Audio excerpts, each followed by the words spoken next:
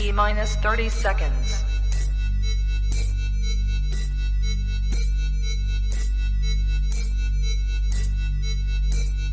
T minus 20 seconds.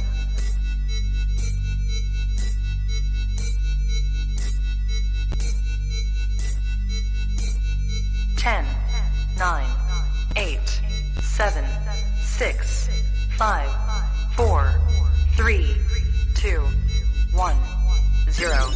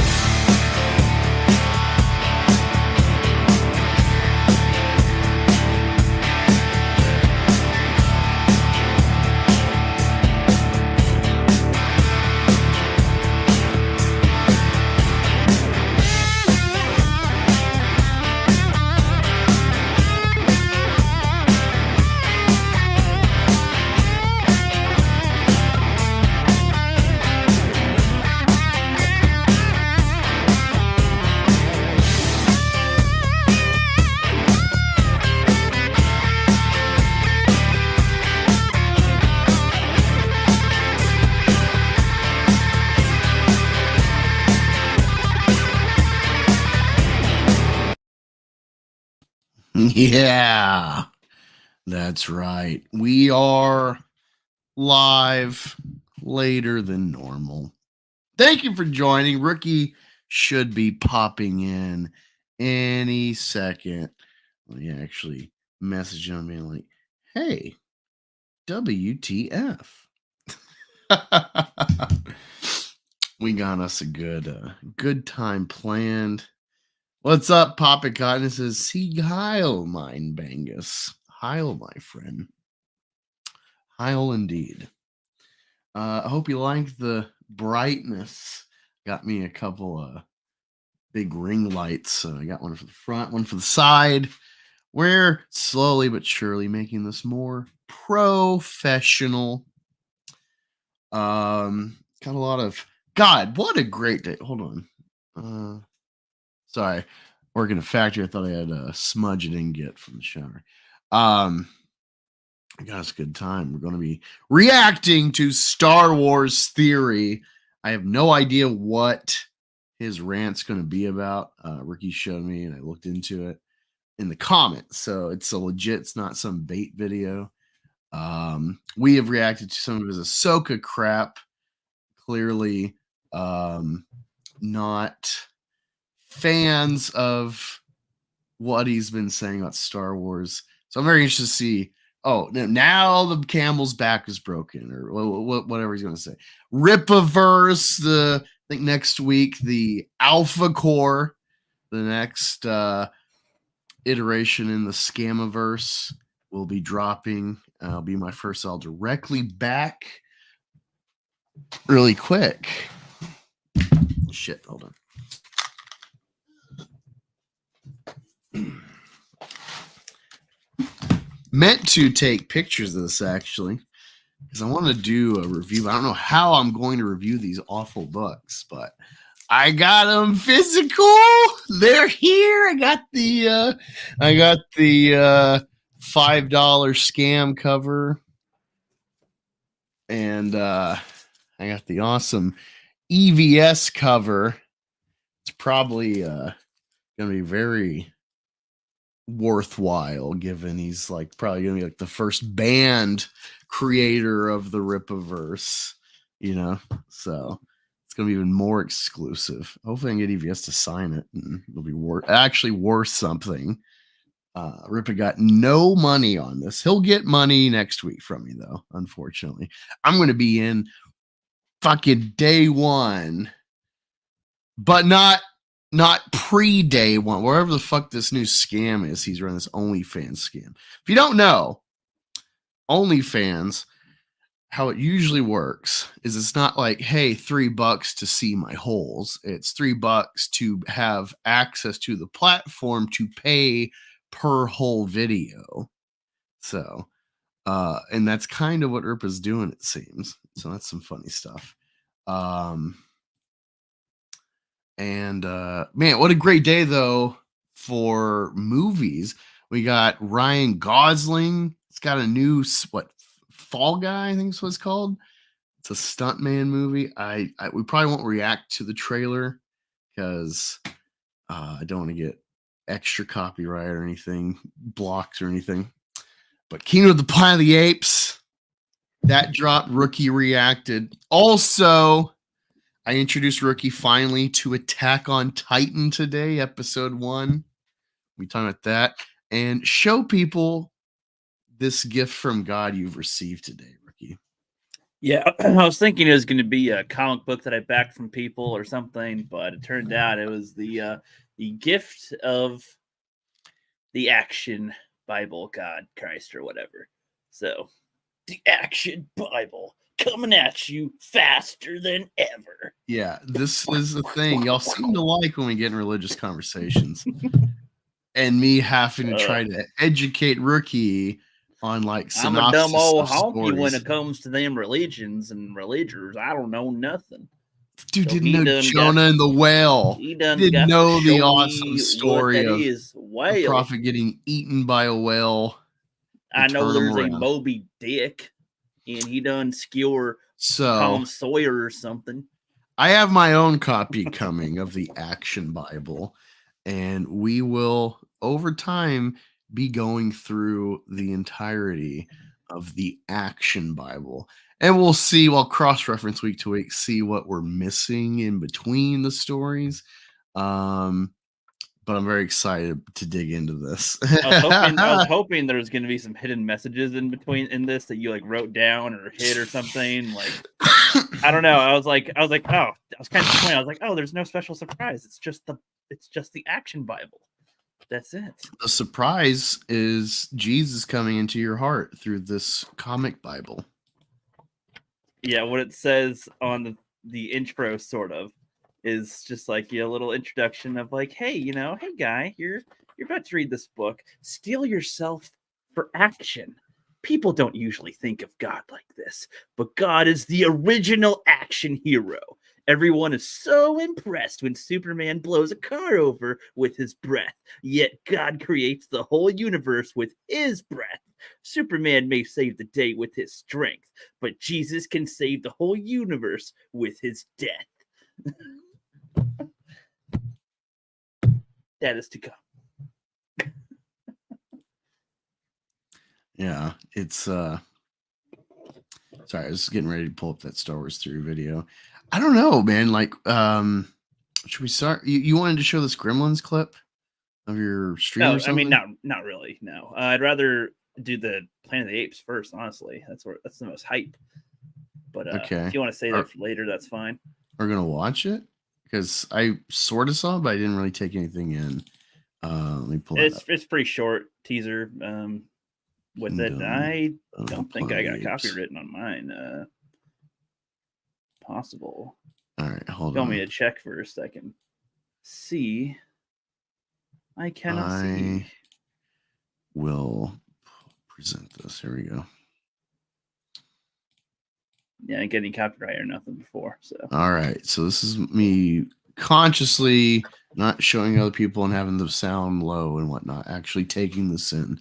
I am a huge Planet of the Apes fan. I've always loved this new trilogy, especially the last one. Ditto. And the original film. And then we literally went through and watched all of the Planet of the Apes films, not because of this, just we wanted to recently. Yeah. So, well, it kind of was us arguing about War for the Planet of the Apes versus Dawn. He's like, Dawn's so much better. I'm like, you're retarded.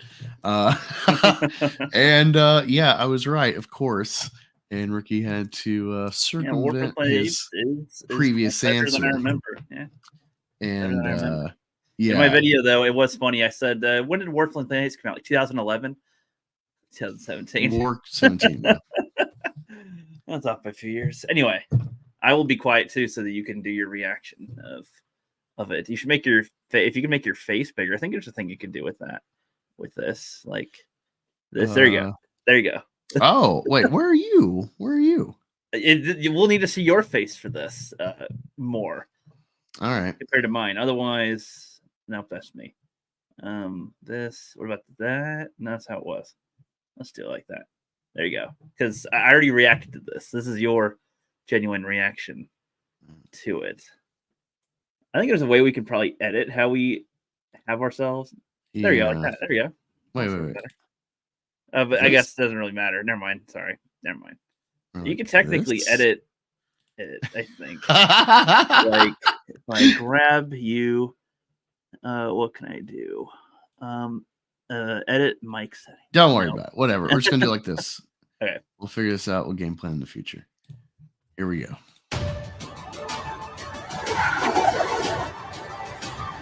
What a wonderful day! Yeah. What a wonderful day. Wait, really quick. I hate the pre-trailer to the trailer. Yeah, no, I watched the trailer. The one I watched was not the pre-trailer. I looked for the shorter one that's like 10 seconds shorter, and it doesn't show the pre-trailer trailer. Do you know what this is? This is the TikTokification. Yeah, it's and the annoying. YouTube crap of like, all right, you can't just have a thumbnail and a catchy title. You also have to have, because the autoplay, you got to have like 10 interesting seconds to start your video. And it's like, dude, like what happened to just like having the balls. Stupid Joe Rogan looks the same every fucking stream. Quit playing into this crap. Yeah. This is one time I'm like in favor of the studios not bending to whatever. Here we go. When I sleep, I see strange things. Memories? Dude, you know what this feels like? Hmm. This music? Mm-hmm. It feels like one of the trailers for Last Jedi, maybe, or Rise of Skywalker, which saves you one of those movies. Those trailers knocked it out of the park. You know, even Episode 9's trailers knocked it out of the park when it's like, yeah, we really screwed up. Please come see our movie. And I'm like, I'm there. What a great sell. The music, the buildup. And honestly, Planet of the Apes doesn't really have iconic music. Like when you watch it, you're like, oh, that's very interesting, peculiar music. They don't have like music that sticks out of like, let me buy the soundtrack. Yeah, that was the one thing when watching them. There's no soundtracks that really stood out. That was like, oh yeah, that soundtrack. So this is just like they're really getting this like feel for this trailer. So I'm liking it. Not memories. Oh, dude, it's crazy. Those are buildings. Yeah. Yep. they played that really smooth. 'Cause you're like, oh, the Yes. wild, like it's like some Lion King They shit. show No, a better like, angle that like, makes it more obvious that they're buildings, but yeah, it's a good. well, that's a good opening shot. kind of trick with Yes. the vegetation. I love it. This really gives us a sense of Like, there's time quite a passing. bit of years that's passed. This since might be the like the year. grandson of Caesar or farther. Farther. I'm thinking maybe 100 years or so. Yeah, something like that. New things. I love the way it looks. I see everything. I love that laugh. That is not everything. Wait. Is that Peter Dinklage? It sounds familiar. I was trying to pin the voice. It might be. Sounds Dinklage. like Peter Dinklage. It might be line. Dinklage. I couldn't get it, but I like the little laugh.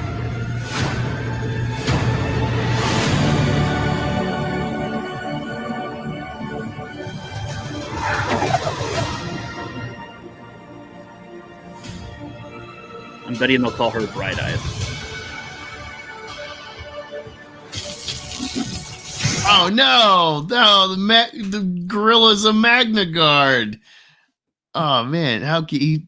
It's a saber-proof weapon. How is he going to defeat him?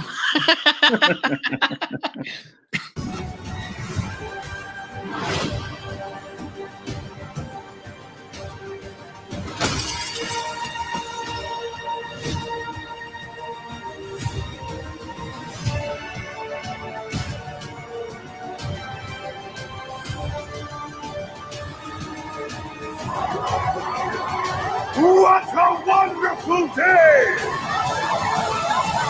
That chimp looks way better than this main character chimp. Yes, I think so. Yeah, I don't know what to exactly expect. They didn't show as much story in this trailer, but the feel looks cool. It's like a nice setting. It's hard to tell how long exactly it is and what they're going to do, because a lot of people might think they're going to go with the originals or go around those, but I don't think it will. It might do some similar things, like rounding up the humans, something we're familiar with. I don't think they're going to go down the path the entire way. Yeah, that was good. No, I don't like that. There you go. Yeah, there you go. My face is way too close to the camera. What's that, Ricky? Uh-huh. Oh, that's hideous! Kill it! Hello, Angus. Want to be my friend? How do you like my Wanna my read the additional action lighting? Bible? You want to read the action Bible? How do you like the lighting in here, Ricky? Are they? They're not on behind you. No, I don't have like lights on. I got a couple ring lights. Oh yeah, that's fine. Yeah, I'm used to there being color behind you. Oh, yeah, I need to put in a new strip in here. But yeah, should we do the Bible or Star Wars theory? What is the? Let's say if the chat's interactive, what do you want? But all Let I know us is that call the Star Wars upon- theory will take longer. Is all Let I'll us say. call upon the coin of Jesus. Yeah. And by that I mean Google coin toss. All right. So you have the Bible. What do you want, heads or tails? He's telling me tails. All right, we're flipping. All right. Well, it's heads, so it means I win. So It means I win. I win. the devil- we'll go so with the the devil- Bible. So the devil wins. Go with the Bible. So get your camera ready to look at the Bible, and you can just Well- do you have is your table big enough for you to set the Bible on the desk and you can point your camera at it? Not really. No, it's a fold out table. I don't really have like room for that. It's behind my computer. I don't know. You failed me for the last time. I don't have like an over the shoulder. I got my camera here. Well, I was thinking of like here. So I'm gonna put my camera down. So imagine this is like your pod or whatever. Mm-hmm. So you might, this is for future, we'll figure this out, but you might need to have like your pod, point it however, and then just you have the Bible, like, so you kind of got to like read around your pod, or you can read the screen and just, if that's like a future, because that's how I have to do comic reviews when I have my camera pointed at the thing. I'm like looking around my phone on clip to the table. I just don't usually prefer that. Well, but we want people to hold on. We want people to be immersed in. I mean, I guess I can just show them picture, and then. No, that's gay. Well, we didn't exactly plan for this very well, now did we, Angus? Well, I thought it was understood that you would be showing the Bible, helping spread the message of Christ. How many pages did we agree to read? 0. So I don't know. We didn't have them figured out. So yeah. And if you don't realize, pictures was I gonna take? If you don't realize, I am getting my own copy of the Action Bible. It's in the mail. I assumed you might have a digital version of it. Like no, I'm not spending more money on Jesus. Well, I'm saying he's gotten $20 out of me. That's enough for the year. No, I'm saying even if you just Google image search the stuff, if there was like things to read along. All right. Let me look it up. Action Bible PDF. Does you expect me to take how many pages are in this whole book?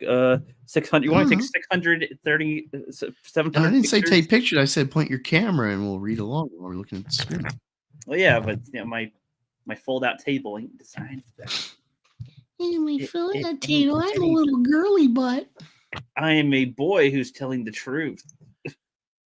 You are a girl. Telling the truth. Oh, okay. So they do have a. Oh, nice. All right, hold on. Let me escape this and share it. Where are we?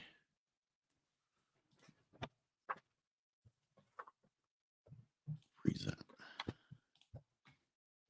That is the Action Bible. Let me see how it looks on the screen. All right, cool. Let me full screen it. Make sure how that looks. Okay. I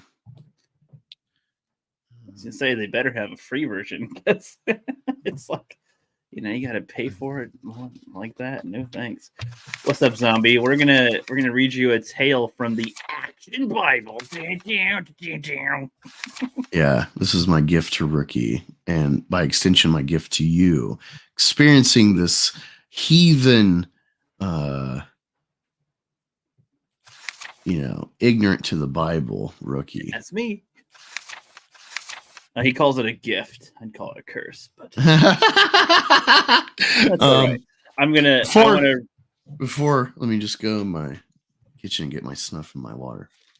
No, I see. What a great plan. Well, while he's doing that, what did you guys think about the Kingdom of the Planet of the Apes trailer that we just watched? Because I think it looks pretty cool. I really like all of the Planet of the Apes films. The Beneath the Planet of the Apes is probably the weakest of the bunch, but it's still not even bad necessarily. So they are pretty promising. There's a little bit in Dawn of the Planet of the Apes that gets a little wonky when they start getting all action-packed and stuff. All right. All right, so take us off, Ricky. In the beginning, there was nothing except God. Day 1, God's spirit moved through the void. Then God spoke, "Let there be light."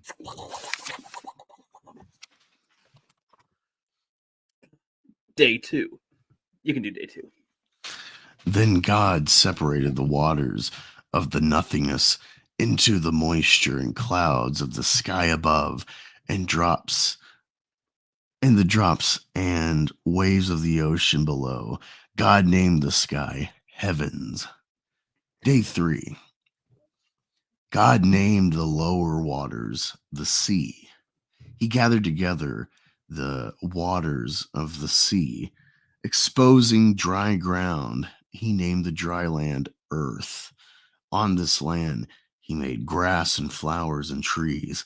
He made them with seeds so they could grow more grass and flowers and trees. The fruitful earth was a place of beauty. Then God fashioned the sun, the moon, and the stars to light the earth, and then he set them into the heavens to mark the days, seasons, and the years. Why are Day you 5. reading it like Gooding? Day 5. God said, "Let there be water filled with living creatures, and the seas and rivers swarmed with whales and fish."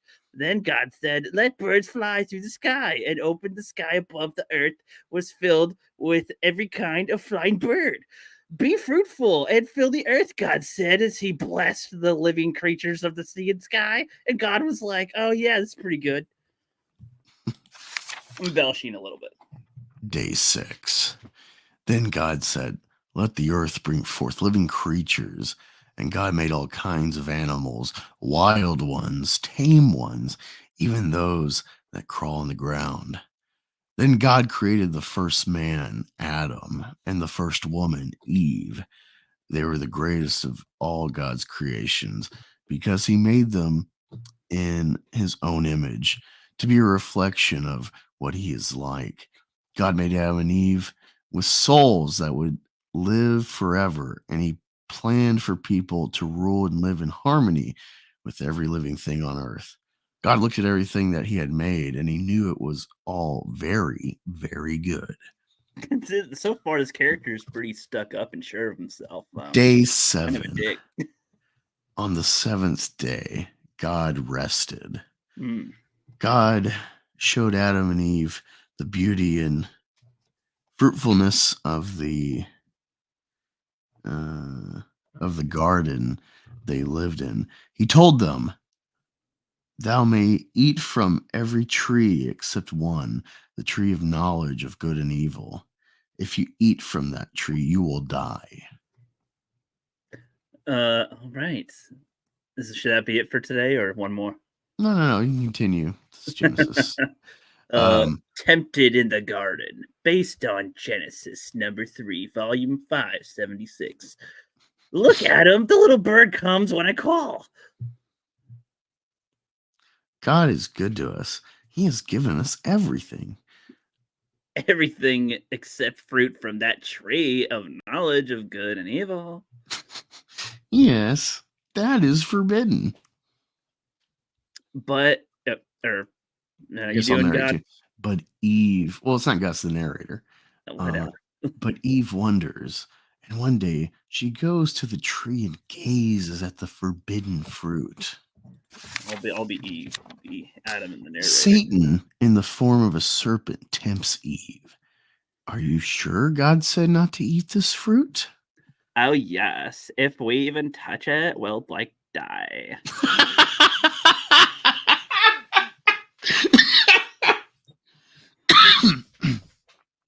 "Oh, you don't die if you touch it, see? And if you eat it, you will be wise, just like God." Oh, you're right. And if this fruit will make me wise, surely there's no harm in taking just one bite.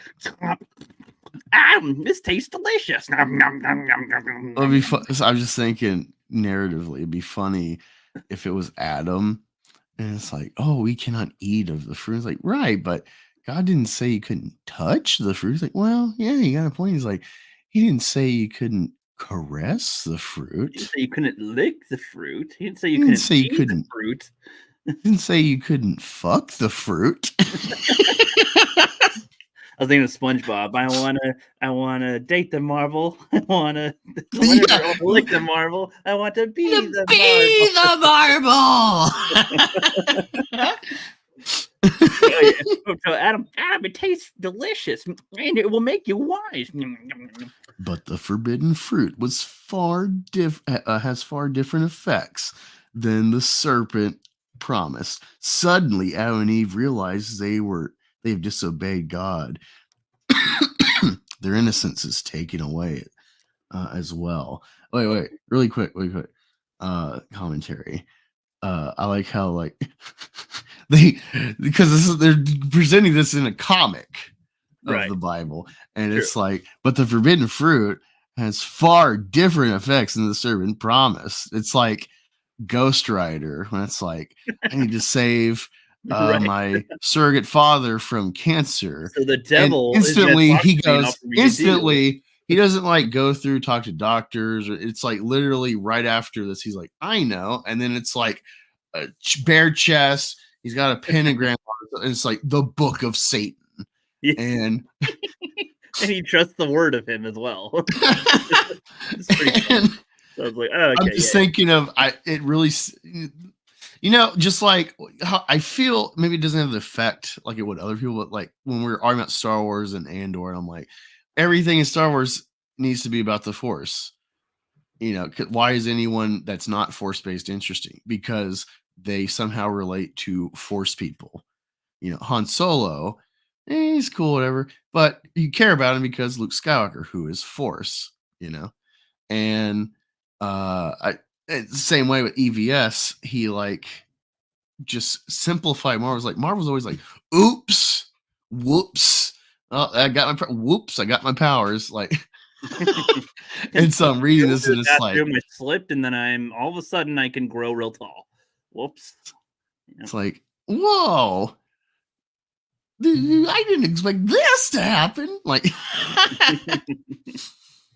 exactly. All right, so be Eve. Mm-hmm. We're not wise. We're just naked. Cover yourself with these leaves. We must hide. In the stillness of the garden, God comes to Adam and Eve. How did you know you were naked? Have you eaten the fruit I told you not to eat?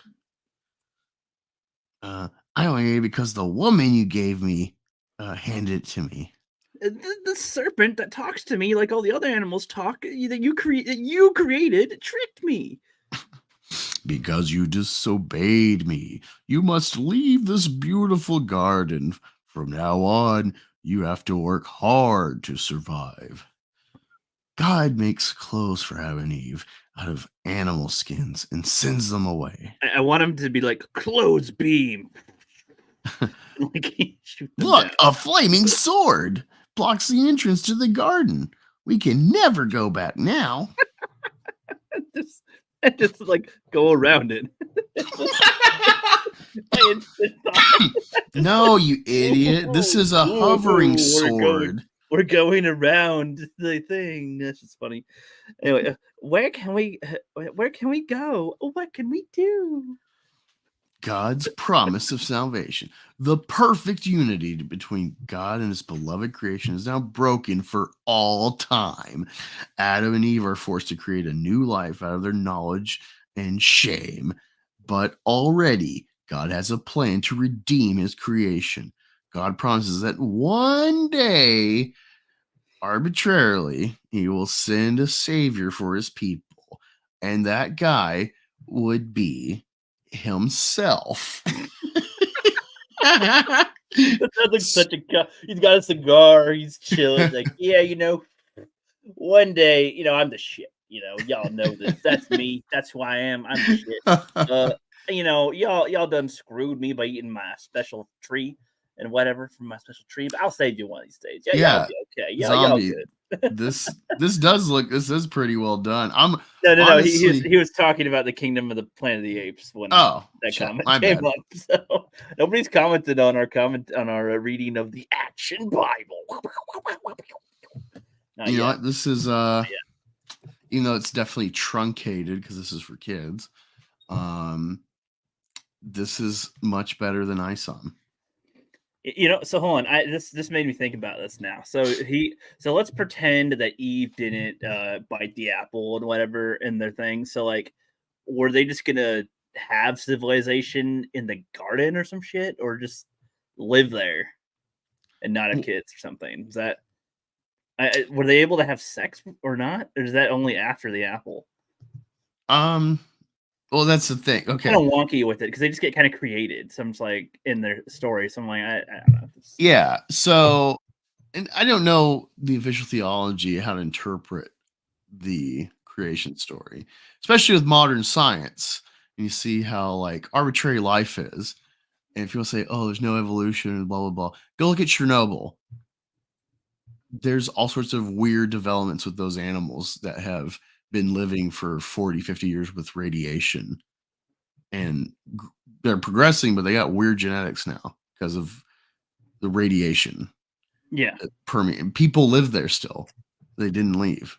So that's just one microcosm to like, all right, think about this. Now think about creation. And you surmise creation started everything and nothing's changed if you're like a creationist. There's been extinctions, but it only killed things that were already made, and the things after were already here, is how they rationalize things. Bishop Barron, who is a bishop, at least he was bishop in, I think, St. Louis. He has a YouTube channel, and I've seen some of his reviews, and he, this insight came from his review of Religulous by Bill Maher. And he's saying it's like, well, like this is a big flaw of like atheists critiquing the Bible, is like they don't understand it is not one book. It is a library of books, and not every book is meant to be read the same way. So he says Genesis is a mystical book. And so he gleans that it's not to be read literally. But then I say phooey, because there is a lineage that leads to Jesus. You read the Bible, the Old Testament, there's always like, and he begat that, and begat that, and begat that, and begat that, and this whole lineage.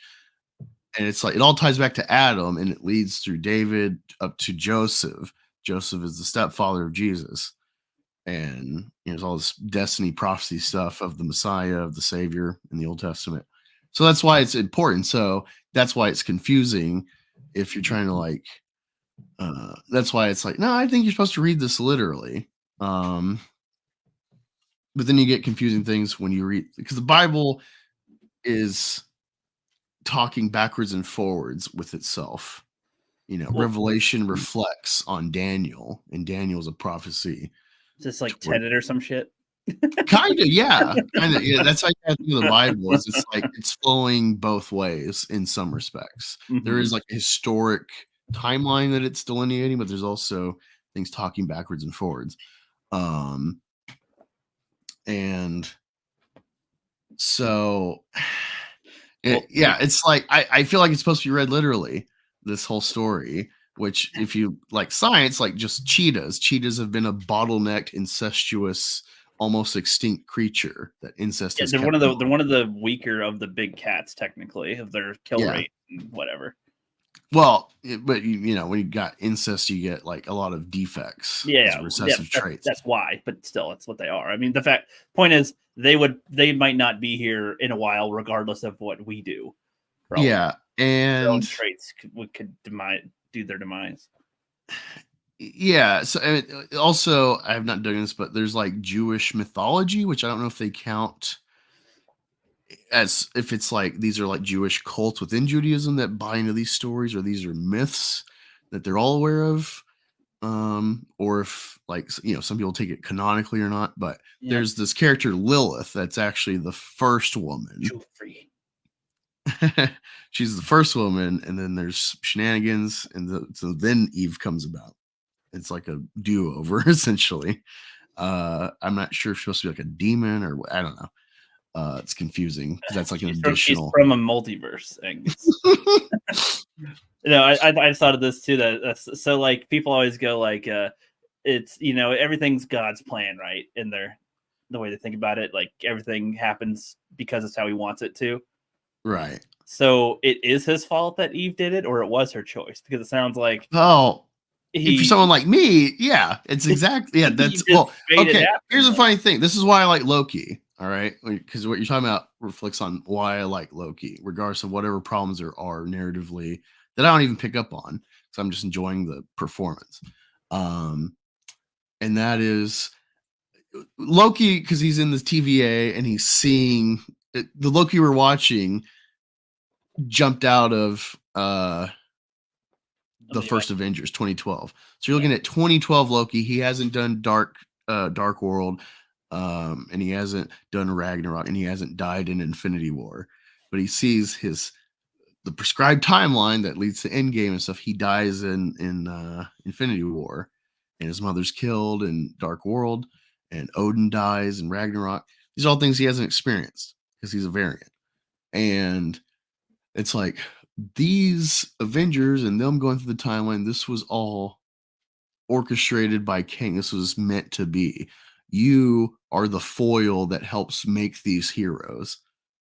And it's like, oh, so I've just been destined to be the bad guy for other people to be good. And so I started digging into because essentially lower Christian denominations after like Lutheran did the Reformation and Lutheranism became a thing from his Reformation because he was a Catholic monk. And he pretty much posted on a church door all of his problems with the church. And so he became a heretic. Or at least it was argued. And so it became this whole strife in Germany and whatnot. And eventually he becomes the first official like Protestant protesting the church. That's what the root is. And afterward, at some point, probably 100 years later, this guy Calvin pops up, this theologian. And that's where you get like Baptists and all these lower Protestant churches from. And what he determined, his interpretation is that because of God's foresight, his all-encompassing power, everything is predestined. All right. And so then the problem of that interpretation is like, oh, well, then God programs you to go to hell, essentially, if you know, like you don't have free will. So it gets very confusing. Now, what is the Catholic interpretation is that there is simultaneously free will, even though God knows everything. This is a paradox. So they deem it a mystery. Now you would say this is Christian, and that's a specific blend of Christianity. And so I don't necessarily believe that, whatever, we have free will. But even the Jews, before the New Testament, before Jesus, they collectively also believe in the paradox mystery of God, and his plan is both we have free will that he gives us, but it is predestined because of God's power. And for me, I'm like, well, they can't be simultaneous. And so I reject. All right. But no, these are interesting. You know, this is why it's fun to dig into stuff, because it's like when you watch like Marvel and it's like, well, this is a silly plot. And it's like, yeah, sure, it's all space and TVA and time bending and whatnot, various timeline. That's all, as far as we know, fake sci-fi stuff. But this all reflects real age-old religious quandaries and quagmires and thought problems that like people devote themselves to believing in these tenets, and these are problems when you start like deconstructing it. Yep. What's up, Snowed up in the chat? Stony Mick has joined us as well. Oh, well. What's up, Snow Dubby Dub? We are. I got Rookie the Action Bible, a Bible comic, and we've started Genesis. It's the action. Action. Knowing what's going to happen, it's not the same as making it happen. No. I disagree, Stony. Me knowing you were doing a stream isn't me making you stream. No, but you don't have you're not my creator. That's the difference. All right. You're equating our finite existence with the all-knowing, all-powerful creator. All right. And so the problem for me is that the Calvin angle of like it's all predestined, that is a reasonable deduction from all the red tape established. I say they can't coexist. You know, I think of, if there is a God, he is like the watchmaker. I would say he's like, he flicks a domino. He's like, I made all this shit, and then I flick the domino, and I'll see where it falls. Yeah.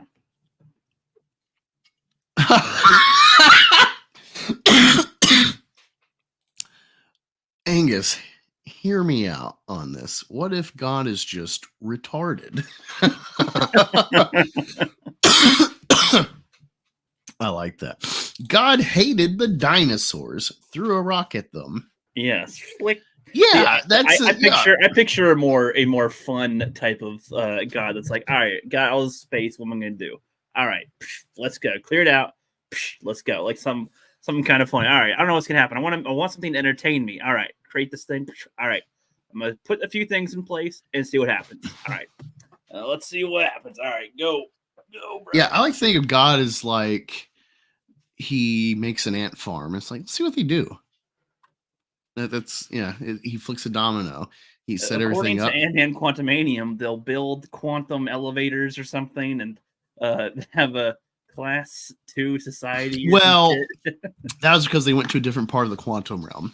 Mm-hmm. Which doesn't make sense, but still doesn't make any sense either. anyway, let's move on to the next thing. Is that the thing? I think it's enough time. We did Planet of the Apes, and we did the action comic. That I guess that's going to be a part of our streams now. Yeah. And then now are we going into the Star Wars-y theory? Yes. Let me remove God's Action Bible and share. That's my camera. Here we go. We're going to be reacting to Star Wars theory. Interesting thing, Snowdub, because you said first time we visit an alien world, we should definitely send Jehovah's Witnesses.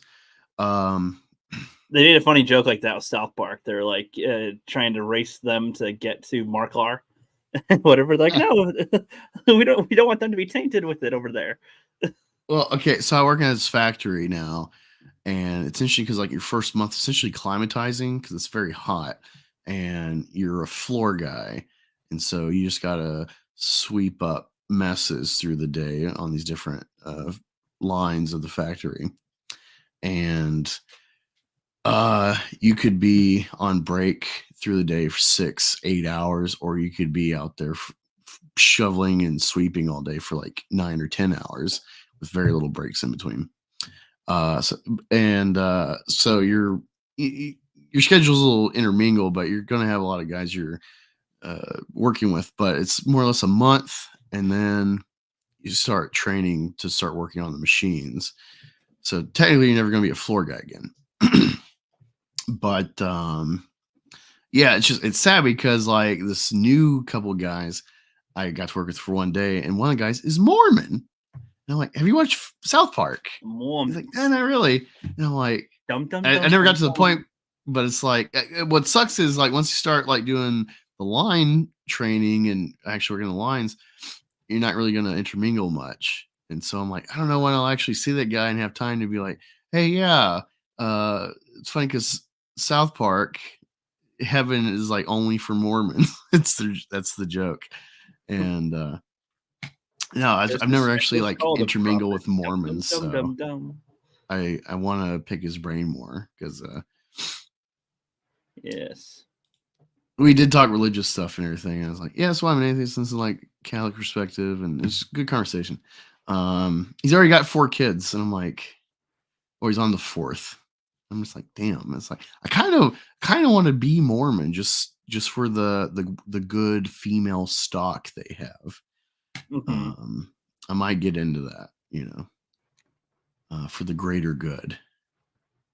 They used to get, so that's not official anymore. They used to be polygamous, not allowed anymore. Although there are, I guess you'd say rogue breakaways, like the one in Texas that got busted. The hardcore edgy Mormons have multiple. Well, we made a joke about that because someone brought up the wife thing, and he's like, no. I'm like, no. See, he's a beta Mormon. He only got one wife. Right. Yeah. He thought that was funny, so it wasn't like I was just picking on the guy. All right, Star Wars theory. Let's see what he's crying about. I say crying because he was sucking off fucking Ahsoka and being like, what a stupid thing. What a problem. I give the episode 8.5 out of 10. And it's like, what? He's one of the people that thinks like a 6 is like, that's an F or something. So like, yeah, I guess he thinks an 8.5 is like a B. I'm assuming this will be in relation to the recent reporting on Marvel and their shenanigans and failures. It's somehow going to relate to Disney Star Wars. So let's see. wonder why Star Wars is in such a state where no one is interested anymore. Nobody gives a crap. We would be honored if you would join us.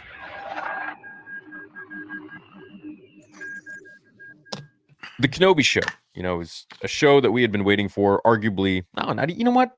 Screw arguably. It was the most important show that Star Wars could ever have released after George sold it to Disney.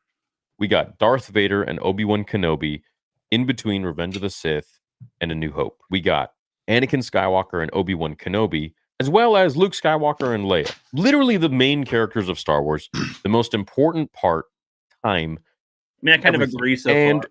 What kind of a budget does it get? It gets not even less than Andor, which I think had like 130 million or 110 million or maybe even more than that. What was the budget for I guess Andor? not even Hold on less here than before I Andor. even get ahead of myself. You guys are going to see such a more real side of me as we push into 2024 because Does that imply that he's normally fake? Oh, a real side of Star Wars theory, not a Oh no, not fake the, side that we've been getting, which has been my problem of like, so I've probably said this before, but like Comics Explain, it's very clear he plays softball with Marvel because he can't be too negative because at the end of the day, he's got to like keep making videos about new Marvel stories. And he also has this perspective of like, he doesn't get so angry about stuff because like, well, at some point it's going to change and it might revert back to stuff we used to like in some iteration in some way or some character, because that's the nature of comics. So they try things and it doesn't work out. Maybe they'll take one piece out of 50 of a new thing and retool it in the classic version. So I agree with that, more or less. He kind of rolls with the punches, more or less. But he also has kind of play softball. But he's been more hard hitting with like his Geek Culture Explain channel. Talking about like some of like Marvel should really be doing this or DC should be doing this. They felt here and there. So he's been with changing the currents. He's been more prone to have a more well-rounded take versus just like, oh, it's all good. And, oh my God, we're going to get this. And here's this Easter egg, So I think the collective Star Wars, Marvel, it's on a downtrend of interest. So now they got to kind of shake things up and be more real versus trying to be mass appeal. That's even if they get less viewership. I think that's better being fucking honest. But it's just funny that I feel he always kind of pussyfooted around Last Jedi and clearly how he felt about what was happening, but still trying to like play Mr. Positive and in the middle and inoffensive. And it's like you got attacked by Hollywood in general with your fucking Star Wars fan fiction. They copyright struck your fan film for music that you paid for to be unique. So yeah, and then you're hanging out with like Geeksy Gamer Drunk 3PO and shit, but then you still try and play like middle of the road. Pick a fucking lane, dude. You're gonna like jade people. Some people already write you off because you've hung out with them. Just be real. You got 3 million subs. You're not gonna lose a lot for being real. Yeah. If anything, you might give more credence to. I'm not saying be on our side of Phantom Menace or whatever you want to call this now. Just be straight. Because I'm fed up. If anything, I thought that he might, even when he revealed his face or whatever, I thought that's more when he'd be like more real, I guess, if anything. Because he was just more specific about doing whatever Star Wars topic of the times. And then afterward, it's like, you can get the real me. I'm just going to be doing live streams and talking and stuff. Like, yeah, that's when you would think. I guess. Yeah, we'll get back. We'll round back to this Mormon topic after this video.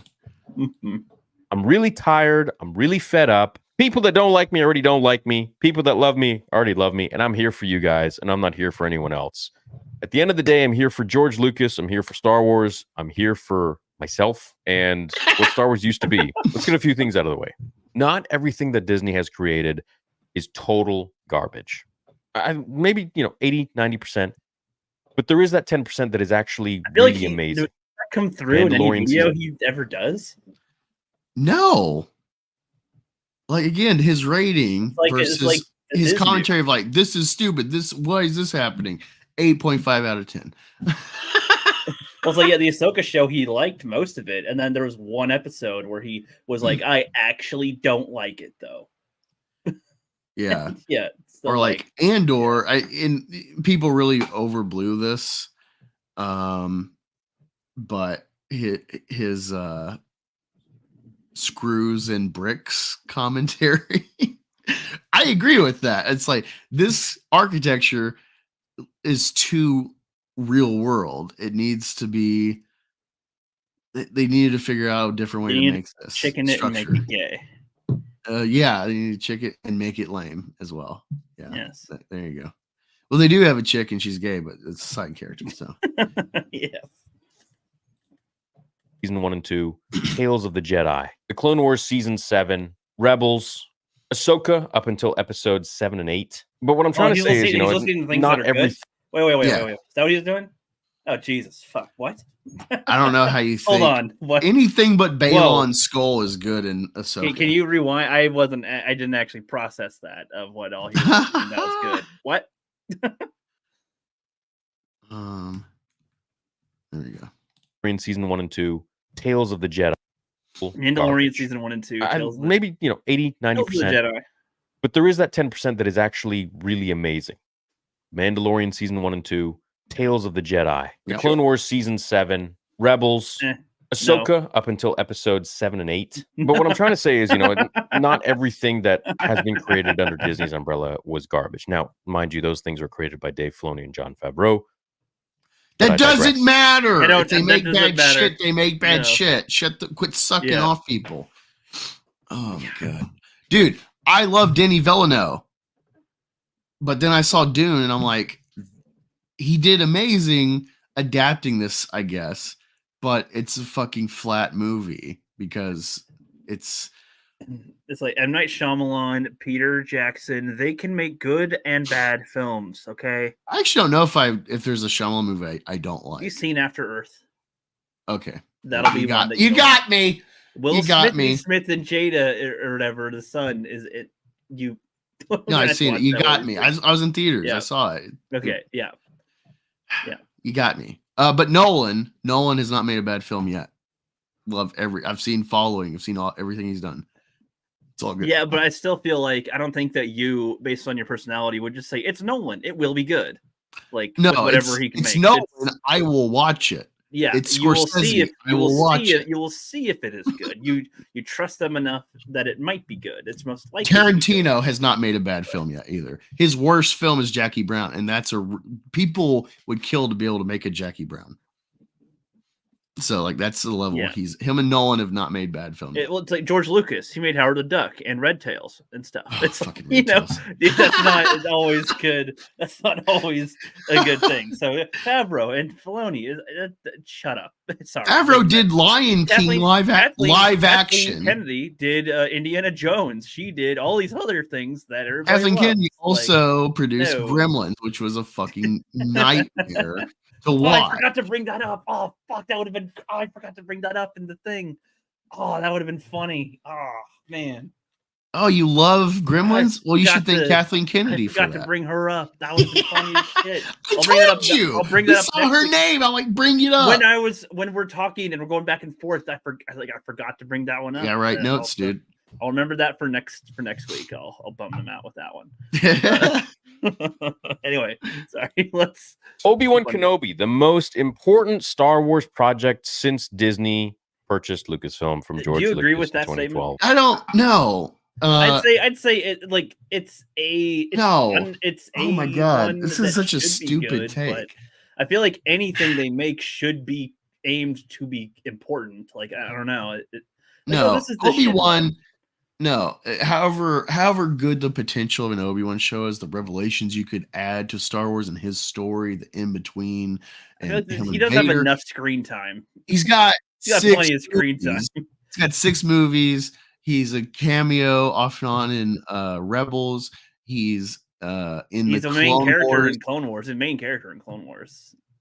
Next to No, so like Anakin and Obi-Wan's not the Ahsoka. most important thing. If anything, the most Yeah, important no, would I be Boba agree. Fett because he's a clean slate. He's got like 10 minutes of screen time in the saga. Obi-Wan is probably one of the most fleshed out characters I've ever seen before. In Yeah. anything, actually. It was not like it's not going to make or break Star Wars necessarily. It's not like, oh, we're really But I think he's more saying the show in terms of Anakin, Vader, him, Luke, Leia, whatever. But I also would counter and go, we don't need to see that, right? That we don't need to. Well, no, it's like you Their already stories in have the OT, before, and like- we know where he goes. He's a Force ghost. He Yeah. helps continue the training and So, yeah, tutelage of They're Luke not going to do Skywalker. much. They're not going to do He much. beats the Emperor and Vader. We like Yeah. so anything you do in the Obi-Wan, unless you have additional characters that have their own projections that we don't know where it could go, it's not important. This is just it's like Rambo 4 and 5. They're not needed, but cool. Give us more. That's what Obi-Wan is. It's not Yeah, I important wouldn't say because it's he important. has a beginning and an end. Anything you add in the middle, it's like Solo. Solo would also not be the most important thing because we know where he goes. Yeah, well, so even Boba Fett, I wouldn't even say that's important. I'd say that's a character that could be fleshed out more. No, the most important thing they can do is continuing forward, which would be the sequel trilogy, and they failed at that. Honestly, if in terms of a TV show, I don't know if there would be an important TV show, really. Well, if they ever do Knights of the Old Republic and Acolyte, because that's like a new era in Star Wars leading into the end of the Republic. I guess I never thought. I don't think of things as whether or not they're important. This is the most. No, it's like the progression is the most important thing. When you're talking about the MCU, the most important movies are the fucking bookend of phases, the Avengers. Yeah. Yeah, I don't know. I guess I've never. That's a weird phrasing to claim which ones are important or not. Like I don't know that I never thought about. No, it's just extra that kind of way. Obi-Wan is just extra. It's like, oh, it's great that he's like the right age to play this middle-aged Obi-Wan in between the trilogies, to just add more, but it's not important to get more. This is like when you read Civil War. Cool, it's 8 issues of the main characters in their fight, and then you get Civil War X-Men, Civil War Punisher, Civil War Spider-Man. These are the tangents, but they're not the most important. It's the main storyline. The saga episodes are the most important thing. And it gets the lowest budget of any Star Wars show to date. She-Hulk gets a better budget than Obi-Wan? Freaking She-Hulk. I mean, what the hell, man? Like, well, is Marvel making these technically a bigger decisions? franchise than Lucasfilm right now? Oh, yeah, they've made just on the movies. I think they made like $30 billion or more on Marvel.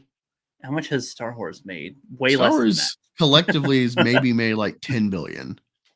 Yeah. Aside from, I mean, so games just by that statistic alone, I could see why they'd put more into a Marvel Flerken story, if anything. Look, compared to why are people pretending to be like nerdrotic, pretending to be mad about the cat posters? That was already a thing with Captain Marvel 1 because that's like her little side pet. I don't know. I don't know anything about the cat. That's just irritating. Like of all things you can nag Marvel and the MCU, the cat thing. No, it's everyone likes cats. Every continent has like cats of some kind, pet, especially pet cats. There's all these varieties. Cats are like a staple of humanity, just like dogs. So it's not crazy to do tongue-in-cheek promotions of the cat. Yes. Point being that I could see them easily putting more into a Marvel one compared to a Star Wars, and I would think that Star Wars would be able to be more restrictive in its budget and make something good compared to Marvel, I guess. She-Hulk needed a lot of special effects compared to Kenobi. I mean, Kenobi's they're a lot of like real they're sets, crap effects, but they're crap effects in She-Hulk, and all I mean, it's all shit pretty much in She-Hulk, but it's all shit in Kenobi too. So I don't know. up there. I'm I don't sorry to know, make dude, this it's kind of fine. video, dude, but honestly, like, who is making those decisions up there? You wonder why Star Wars is in such a state where no one is interested anymore. Nobody gives a crap. It's because of shit like this. And you know what? This The is why. budget wasn't even the biggest problem of the show. No. You have fan films. You have fan fictions that have like no budget, that have like the budget of an internet connection and a computer, that honestly garner more attention and love than the garbage writing and directing that flew into the Kenobi show. Well, hold on. You have you know, as somebody who's watched a lot of Star Wars fan films, not all of them are really worth it either. You know, there's very few But that they're are fan films. That's yeah, the thing. but I guess They don't have the keys to the kingdom to play with the real characters and have budgets that matter, and they can't monetize it after the fact. I mean, I agree with the point that these ones, with how little they have, are able to pull something together that gets, you know, attention and stuff. Dude, the But scene that's the 38, thing. Well, yeah, I know. Well, yeah. that was amazing. And it's like, just think if Disney put that kind of effort. Wait, what is that grimace at scene 38? I don't think it's very good, honestly. What? I legitimately love it. It's like, man, I think if it's they could- action packed, yes, but like just based on where we see the characters, that just seems like it's totally different tone, totally different pace. Totally, I don't think that would be good to put. No, it beefs up what's already there with the whole saga. It's like the Bible, where like parts of the Bible they talk backwards and forwards. That scene and how they juiced it up and brought the context of episode 3 and Mustafar in the minds of the characters. That was brilliant. What a great addition. Just think if Disney would do that. They tease us with like JJ and the Force Vision flashback that Rey has. It's like, oh my god, what's going to happen with this? And it's like, yeah, I know what, they never touch it again. It's just not one of the things I'd praise, honestly. No, for a fan. You're film. gay. But no, I'm sorry, I had a point, but now I don't know anymore. You are part of the lettuce, bacon, guacamole, tomato weirdos, and your opinion does not. You essentially have pronouns in your bio, and I will Okay. discard your opinion. Call me Juice. Just call me Juice. the most important characters in Star Wars. Not only that, you're bringing back Hayden Christensen and Ewan McGregor. Forget Jimmy Smits, everybody else. You're bringing back the goats. Okay, We need the Akbar. original, well, the prequel trilogy. That was the original, yeah, the original, the OGs, man, the OGs from the prequels. Okay, and you not only give a crap script, you get people that don't know what the hell they're doing when it comes to writing the stories and the characters that George built and created. You regress them. You focus on Reva. You make chasing Leia literally like the most. Oh, you just hate black women. Yeah, Racist confirmed. I agree with him, but I wish that he did, Reva. That's how you guys. It's funny because I was going through old shit I've saved on my phone, and there's a Reva poster I saved where it says Reva, angry black woman with the lightsaber. Impossible thing to find a 9-year-old or 10-year-old. And above all, you have open-handed combat from a civilian against stormtroopers. I mean, look, stormtroopers suck, but they don't get disoriented like that from, a slap on the head. Okay. But then you also manage to give literally the worst script of all time, the lowest budget of all time. I don't get it. I don't. I'm trying. Oh, wait, hold on. Like, I'm trying to. So it sounded like he just said something that made sense, but he had said it backwards. He said you gave something that has the worst script of all time the lowest budget of all time. Is he saying that the worst script should have had a better budget? I think he's saying cumulatively they put little effort. I mean, I guess, but didn't sound that way. That's what he said. To understand this, I'm really trying to. Who's making these decisions, dude? Let's give this script the crappiest script of all time. Let's regress the characters, and then let's give them the lowest budget of the most important story in Star Wars, the most important characters in Star Wars. But let's just literally give them the bare minimum, but focus all of our attention in Andor, which, yes, Andor is a great show for everyone who attended film school and wants to eat their cheese with a French hat so they can twiddle What their the mustache fuck? at the same time and talk about the Renaissance era. Star Wars and how theory. great- You are Yes. on track. Wow. Yes. You are on one. Fucking give it to You are Andor. on one, my man. I'm Holy totally shit. on board with this take because Andor is a well-made, boring Star Wars show. It's well done, but again, you don't have any like force, as far as I know so far. Nothing force related. No, the way that he even the way that he just described it isn't even with how you're saying it. He's saying like, no, only the highest critique people love this show here with your cheese hats or whatever. Yeah, He no, just that's said. a very normie. That's a lame take on. It's a very on what normie. Andor It's like is. when people are like, "Oh, they always give Oscars to movies no one Yeah. watches." And it's like, well, No. because you're a normie. These are people that devote their lives to film, and so they really appreciate the art. So, Yeah, it's I like get your perspective on It's like, Andor. okay, I love cheddar cheese. I love just stock cheddar cheese at Kroger, but I know that's probably not the best cheese, but I'm just either not going to put them, it's the better cheese are for special occasions or for fucking elite rich people that can just make it their cheddar cheese, where it's just my stock, $1,000 a wheel cheese in my fridge, whatever. Like, Yeah, like the way that he's talking, like the way that you explain why you don't think that Andor is that good of Star Wars, that makes more sense compared to how he's saying it, as if it's like, God, it's so boring. It's so boring. There's like the way that he's saying it is like the way I'm hearing it from him is like, there's no lightsabers and there's no action. There's none of the stuff. The way you describe it makes more sense. The way I hear it from him, it sounds like that he wants the key jangles. The way you say it, it's like you want that to have more meaning to what meaning it for is. what the point of Star Wars That's is. what I get from how you say it. How he says it sounds like he wants to see the pretty lightsaber and the flashy stuff that is just like, God, shut it. Because he liked that stuff.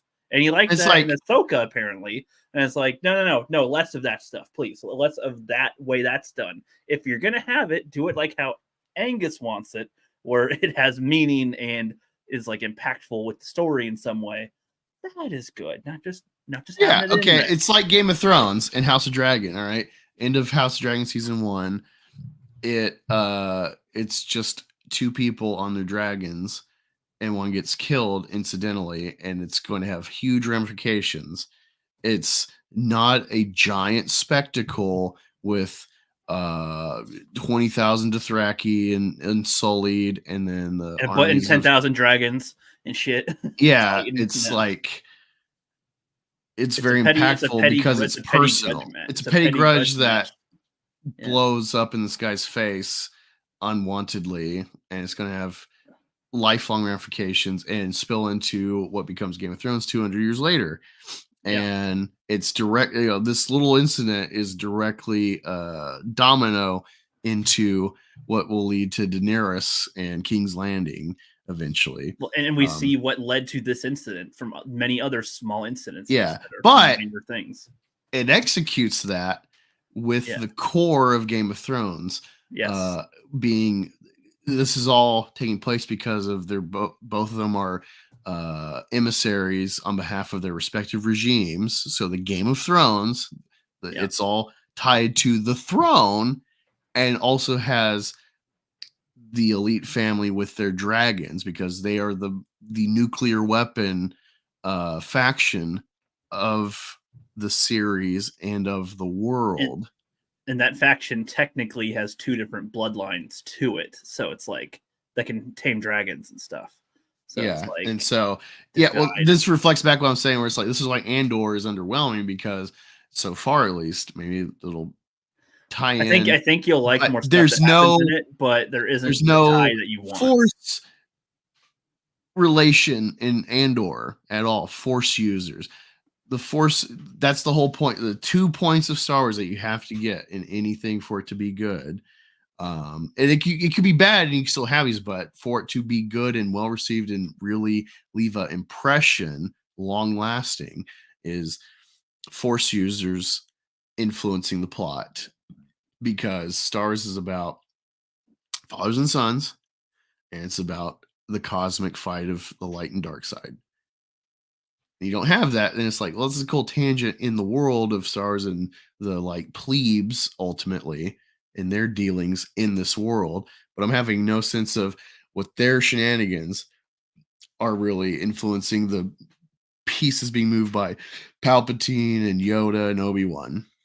There is reveals throughout Andor that will connect it to that kind of thing, but it's not specifically like involved with the Force directly. It's more indirectly, but yeah, and I think that is why it's underwhelming. It's why no one talks about Andor. But yeah, I prefer your explanation of why you think that's underwhelming compared to how he always phrases it, because he cried when when Luke had the saber, and then you just heard what he listed as what's good, and it's like, come on, dude, like we gotta aim for more than that. I'm not a Luke Skywalker fan, and I was like, oh my god, Luke Skywalker, he's doing cool shit, like wow.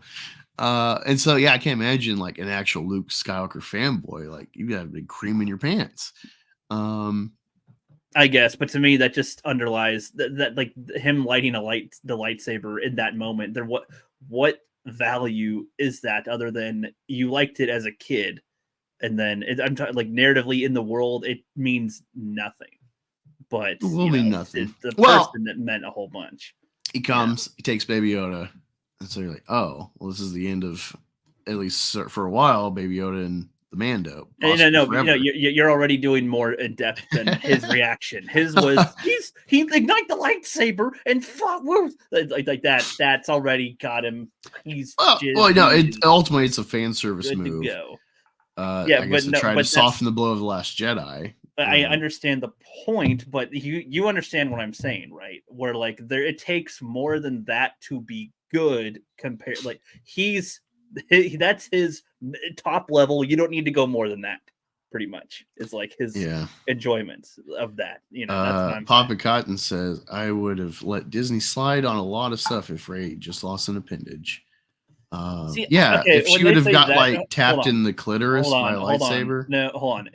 I would agree as well, but Sabine got stabbed, and that meant nothing. So just losing, it was just an inconvenience. They don't treat injuries anymore as if they have an impact on anything. That's what I don't like about it. I kind of almost wish that they also had Anakin, thinking back now, that there was some, like after he lost his arm, for example, that there was a little bit of a focus on the fact that he has a mechanical arm than just, him doing it. Because a lot of people might not have even look twice that he lost an arm before. Like it shows, there's some risk, but if there was more depth, that's something I'd want to see is constant. I'm armless. What can I do? You see that with Luke right away in Empire. Well, I think on. You're stuck with it though, being a prequel, and Vader is more machine than man, so they just kind of have to do that. How do we put that in there? Yeah, they could have juiced it up better for like mental impact of like it's like a PTSD thing for them going into lightsaber fights or something. Well, I mean, just even more simply, like he's gonna reach out to touch Padme or something, but he doesn't. It feels different with that hand compared to this one. Something subtle, even. That's what I'm kind of getting at. Like, doesn't need to be. Ooh, Padme, I'm touching with my stranger hand. Yeah, you can kind of get what I mean, I guess. And then, actually, that'd be funny as fuck. That could be some funny Rule 34 stuff of like, they're like role playing, and it's like takes off his glove, and it's like, oh no, Mr. Robot wants to get handsy with Padme. Right. But no, so I guess Sabine got stabbed, and that meant nothing. I wish that affected her more. So if Rey lost an appendage, I don't think that they would make that mean anything. She would just be as she was with a metal. Well, losing appendage means she failed somewhere, I guess, but again, that's so minimal to me. It's not enough to make me happy or let it slide. It's like, right, but no, it's like when you're comparing her to like Anakin and Luke. It's like Luke loses a hand, because he's not to the level he thinks he is or should be. And then same for Anakin. He's too cocky, and it costs him, and it's a setback. Yeah, they would have Rey lose the arm and still be as good as she is with no setbacks. she'd probably say Finn. Well, on no, the I think back the idea is alone, that if she like, loses an appendage, then you have the track record of Star Wars doing this, but also it's like she's vulnerable. She's not Mary Sue and invincible in the but what story. if she still? What if she loses the appendage and still is in the same position that she was anyway? Like, Well, that'd be bad Kylo, writing. because it would still. Well, yeah, but that's what I'm saying. That this comes down to anyway. Losing the appendage isn't the end all of what that means. It's how they treat the writing and how that's handled and what happens after all that stuff is what matters beyond the appendage being lost. That alone isn't enough. You're what you're suggesting with her being vulnerable and stuff is that depends on how you write it, because they could have her lose the arm and then punch and beat the crap out of Kylo Ren still with her limb or something and like still win on top. Ha, I beat you with one arm, Kylo. Huh? Like they could do that, and I think they would do that. Things were back then while they sip on their wine from 1922. Shut up. Okay, don't get me wrong. I liked Andor. I liked it. It was a good show. It was fine. It was cozy. It was also extremely boring and made me fall asleep a million times while I was watching it. But it was still a good show. Whatever. I enjoyed it. Just sleepy time. Okay, like you want to put to sleep?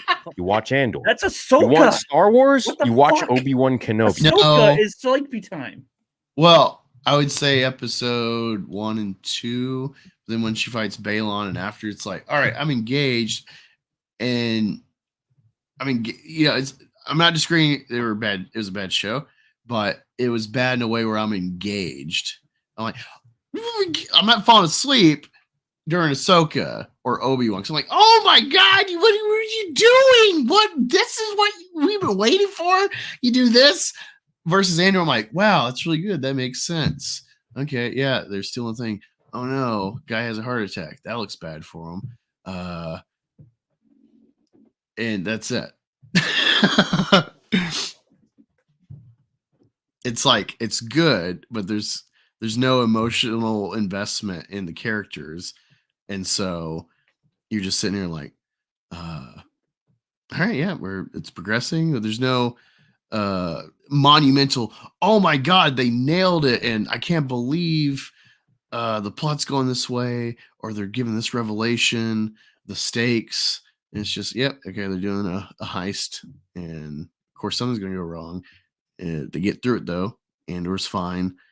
He's on to the next phase, and it's on cruise control for like how they're making it. And yeah, that's my problem on top of the Force stuff. Goalpost is in the chat. I think that he's looking at it from the beginning of the stream, I assume, to what you said. I don't know. I think you just read the title because I say Alphacore scam. We'll get to it. We're still reacting to Star Wars Theory. In due time, Rippaverse goalposts. But spoiler, this like pay to get in early to the campaign. This is what OnlyFans does. You set up OnlyFans, you pay for the access, but then you're only paying for access to actually pay for the stuff that you want. So it's a double paywall. It's a legal scam. Didn't say it's illegal, but it's scammy. But what's up, Tim's Talk? We are reacting to Star Wars Theory's rant, and we're having our own kind of rants in between here and there. Yes, yes, we are indeed. You watch Revenge of the Sith. You don't watch Obi-Wan Kenobi. You watch Revenge of the Sith. You're watching. So I'm going Italian now. That 6% Italian is coming out, and I'm starting to get a little bit angry here. You want to watch Star Wars? You watch the first 6 movies, and you watch the Clone Wars. That's Star Wars. You want to create a Star Wars project? You create the Obi-Wan Kenobi show, but not the way it was written by Joby Harold and directed by Deborah Chow. You get someone competent who knows the characters and respects the characters. You get Jon Favreau and Dave. Why didn't Jon Favreau and Dave Filoni do the Kenobi show? Why didn't they do all shows? I don't think that would have helped. I mean, okay, Andor. I don't think that would have mattered. Doesn't matter. They can make good things. they made some decent stuff in the past. Kevin Feige has orchestrated Avengers Ultron, Infinity War, Endgame. He's also engineered the Eternals and Shang-Chi and She-Hulk and Miss Marvel and the Marvels and Captain Marvel. So it's a mixed No, bag. but he was held prisoner and forced to do it. Or Oh, something. no, dude, you've seen Talladega Nights recently. So the slingshot. He was slingshotting Victoria Alonso. If you ever, this for the audience, because Ricky hasn't, but if you ever seen House of Cards, this egalitarian political power couple of the Underwoods, they're kind of mimicking like this Bill and Hillary Clinton, where it's like whatever progression Frank achieves is ultimately to try to get Claire in the White House and break the glass ceiling for women. And of course, season 6 or 5 or 6, whatever the last season was, horrible kind of making up for Kevin Spacey shenanigans. But yeah, I think Kevin Feige was trying to slingshot Victoria Alonso because she started getting more press, more interviews at a certain point, saying it should be X people, not X-Men, and all this woke interjection stuff seems tied to her for the MCU. And Feige's looking at newer comics and Miss Marvel, Kamala Khan versus, Carol Danvers, etc. Making Eternals all these race identity swaps and shit. So yeah, whoever's in charge doesn't matter. Kevin Feige or Jon Favreau made fucking The Lion King, which is awful. They also did Jungle Book, which is pretty good for a live action readaptation of that story, but not necessary. Still doesn't top the original Jungle Book. So like whoever's in charge they don't get a pass. Exactly. Like again, Chris Nolan. Okay, here's a neg on Chris Nolan. He's a big orchestrating factor in the Snyderverse. He's the one that kind of used his position to prop up Zack Snyder. He produced Man of Steel, which has a lot of good stuff in it. I don't deny, but it's the beginning of a fucking train wreck that is the DCEU and Snyderverse. Quite. Whoever's in charge doesn't matter. It's like it's the effort put in, and if you love Mando season 1 and 2, even if you like the 3rd season and Favreau and Filoni and the Clone Wars, the idea of a live action Ahsoka, which is a Filoni creation, if you spread them too thin, then you might get the same problem with them delineating to these other peak creators. So it's really the story group and Kathleen Kennedy are the problems. Yeah, and like who the hell? Yeah, this all boils down to Kathleen Kennedy and I guess possibly Filoni. He seems to be like a number 2 guy at Lucasfilm, from what I understand.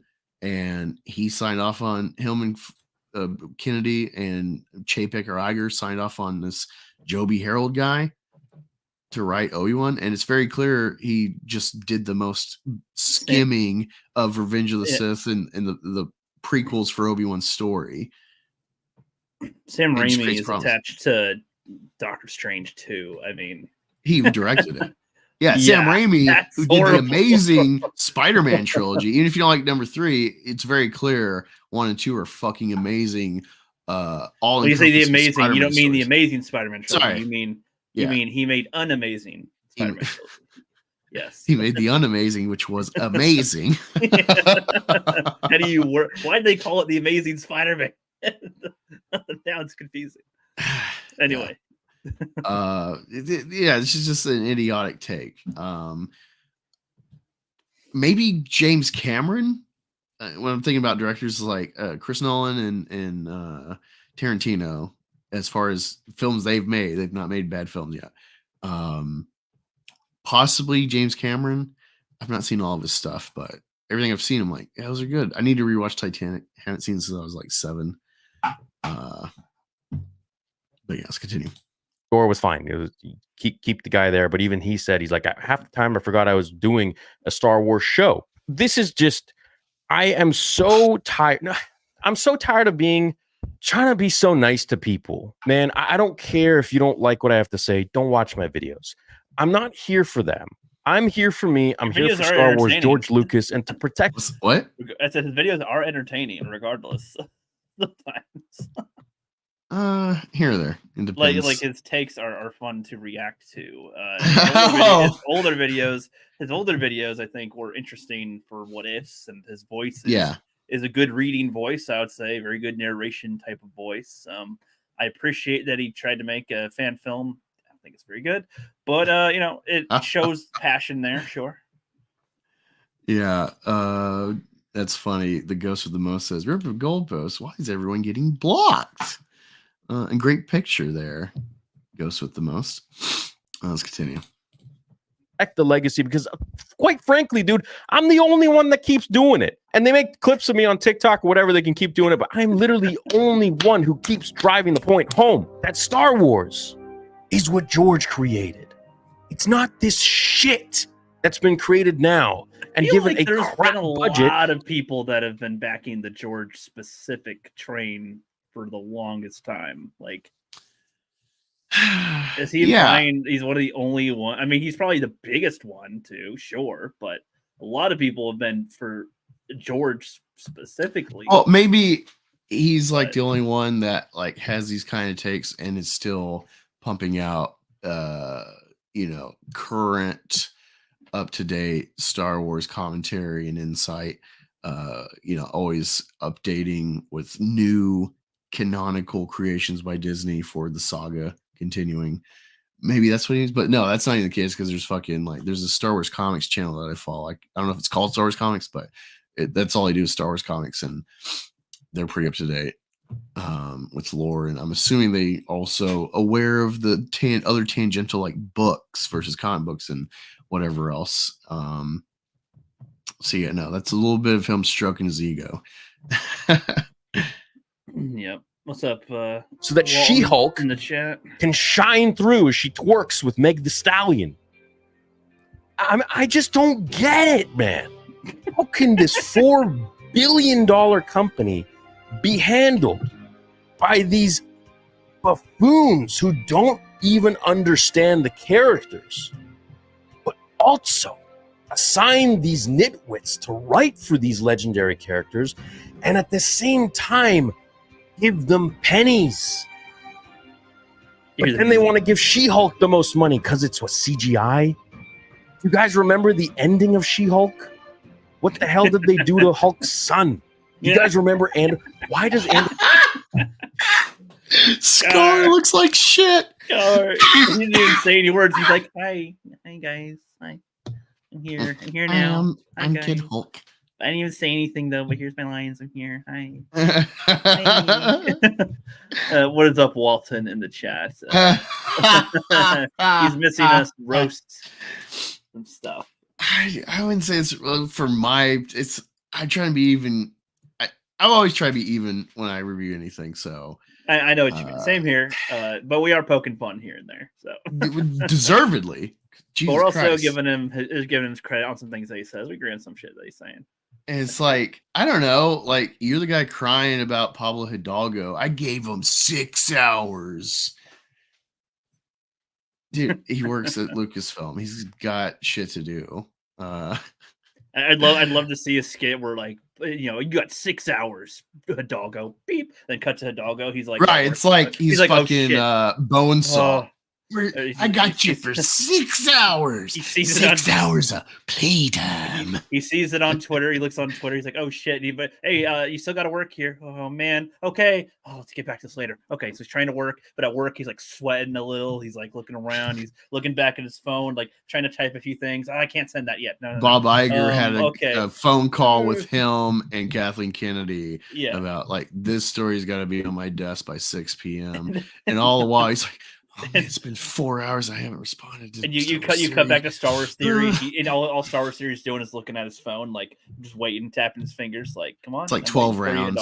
I'm waiting. Yeah, he's just waiting for him to do his next thing and pick up that phone. And it's just like, and then it's like 30 minutes, and the dog was like, "I'm so far." His phone is on the other side of the building or something. And he's like, "I can't get to it in time. I'll make it be able to respond to him into the thing." And then he just misses it like by 5 seconds and Star Wars Theory tweets this thing.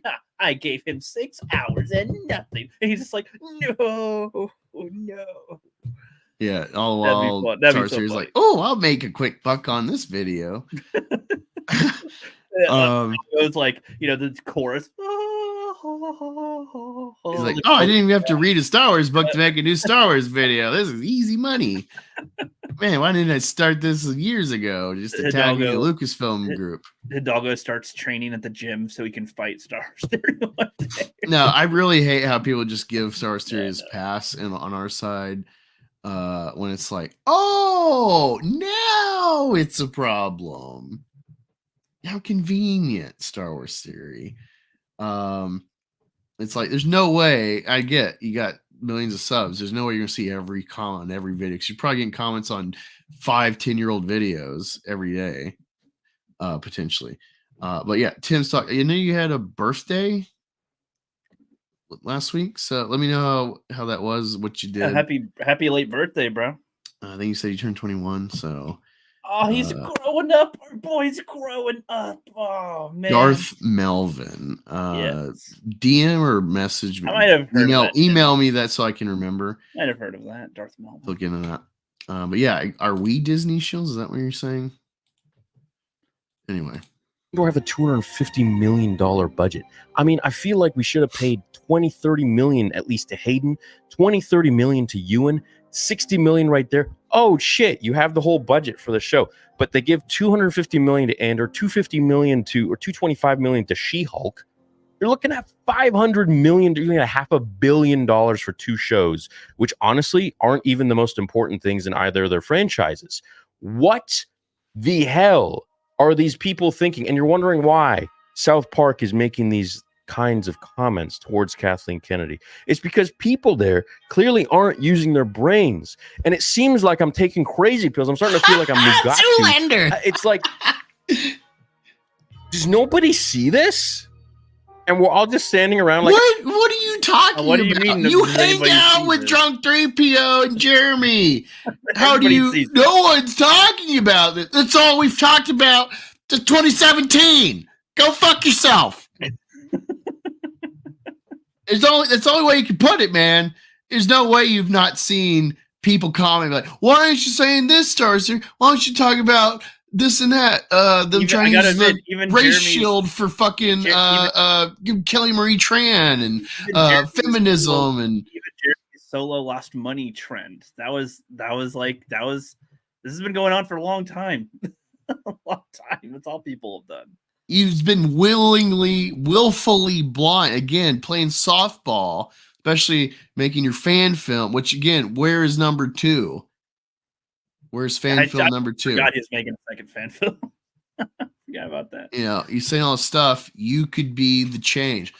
That fan film got a lot of fucking people talking, got a lot of views on it. And it's like, dear God, look at this guy did with what, $250,000 that he can't make money on after the fact. He has to go wink, wink, buy my merch to make the next thing. You're at 3.3 million subs. There's no way you're not making. And you got like a Harry Potter channel. I don't know how often he's on it. If you continued that train of movement, momentum from the first fan film, right now that could be what you do. Because people are talking like, oh my God, look how great this stupid fan film is. Just think if he was working at Disney with a real budget and being a creative director or something to make a Star Wars thing, because this is his whole life.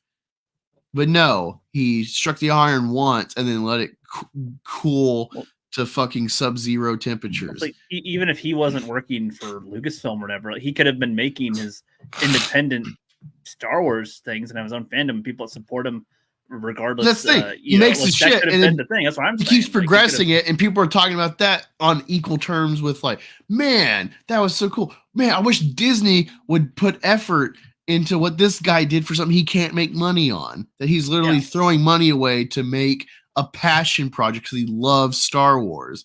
No, he didn't. He did one thing, got a lot of talk, and then he's sitting on his hands. What the fuck's he doing? That makes me wonder, was he so soft on them for so long because he thought they might give him a job? And then now it's so clear that they will never do that. Is that it? Because being the biggest Star Wars channel. Like I assumed he was bigger than Star Wars channel itself on YouTube. Like, you'd think they know that they know of him. Like that's what you'd search. That's what you'd find. Oh, of course they know of him. So The it's like, I don't Hollywood know. Collective copyrighted his shit falsely, and then he had to like be like, "Hey, my shit got copyrighted," and then probably Lucasfilm talking to Warner Bros. Lifted it because Warner Bros. Owned the rights to that music. But that's what I'm saying is that was it clear that he will never work for them, or did that even try? Did they even go anywhere? Did he try to? Has he applied? Like an application? Like, can you do that?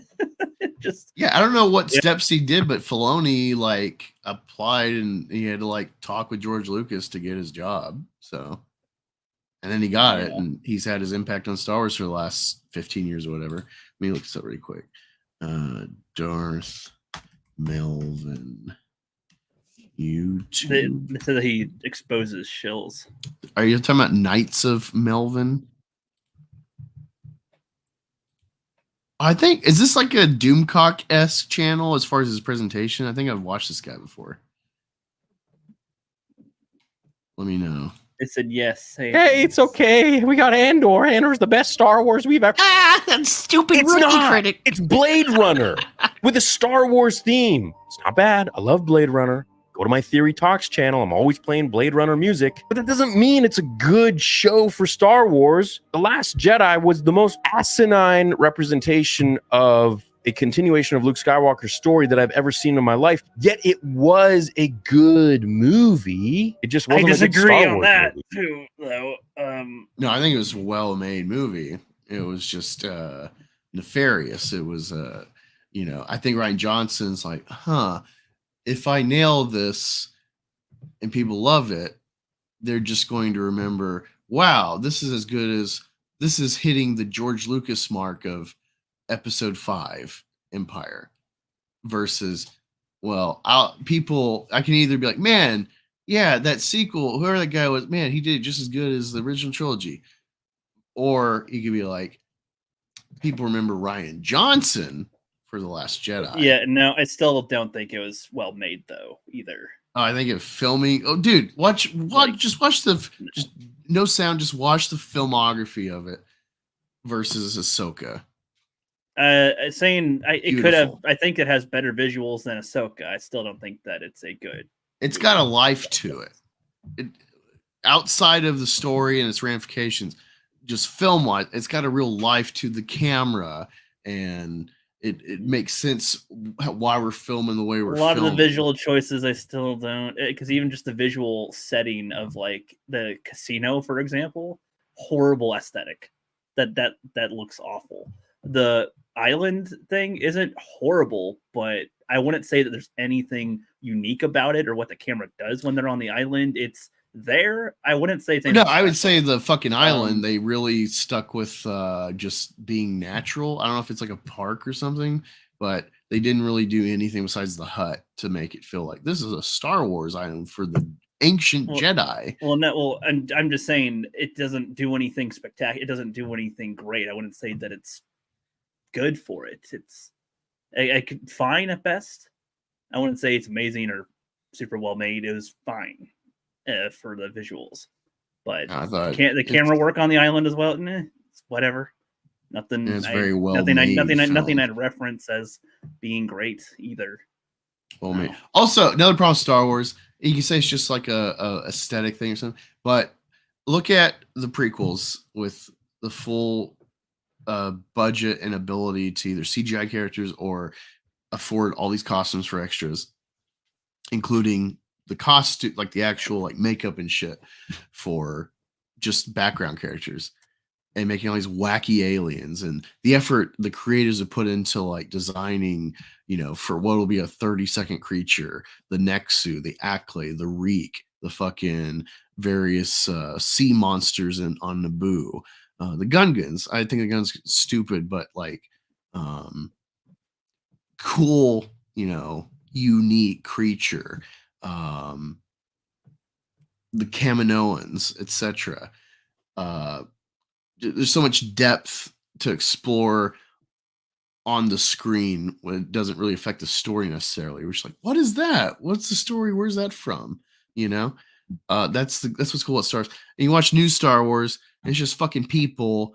Oh, look, we got like a white Chewbacca with like a Bane mask, and then we got there's like that red guy in Episode 7. They do nothing with him. It's just fucking people. Just stupid, boring people. There's no aliens really. The most iconic alien besides Baby Yoda they've done is Babu Frick, which is just a little silly, Salacious Crumb, comedic puppet thing. Like, I feel like we'd have to, unfortunately, one of these days, rewatch the shitty trilogy to see what we currently would like or dislike about it, because I haven't seen them in a long time, and I don't want. oh, to besides, but you and I retreading- have different opinion, just like with Planet of the Apes, and we went through and watched them to settle a score here. That might be necessary with these, because I don't think the visuals in The Last Jedi were that good either. A lot of it was just visually, without the Star Wars elements of it, with the story, just did not look appealing to me. It did. Maybe the red on Crate when they shoot and whatever in the air, that's kind of visually interesting. That's about it. The rest, no. He hates Doomcock, but doesn't he do Doomcock style? I don't know if he knows what you mean by that. Like wearing a helmet and having a voice and whatnot. You mean a character? Doing a character? Yeah, playing a character. Like, it's very, when I watched it, if this is the guy I'm thinking of, I've seen some of his videos and it's like, this is very Doomcocky. It's like, Doomcock's got a great presentation, it's fun, but he's just trash. You have to pass 3 trials in his Discord to be deemed worthy, and even then you will continue to be tested. It's like Darth Maul coming in the fold of Palpatine. It's interesting. He exposed Doomcock and Theory. Interesting. Tim says the film is shot well and visually stunning.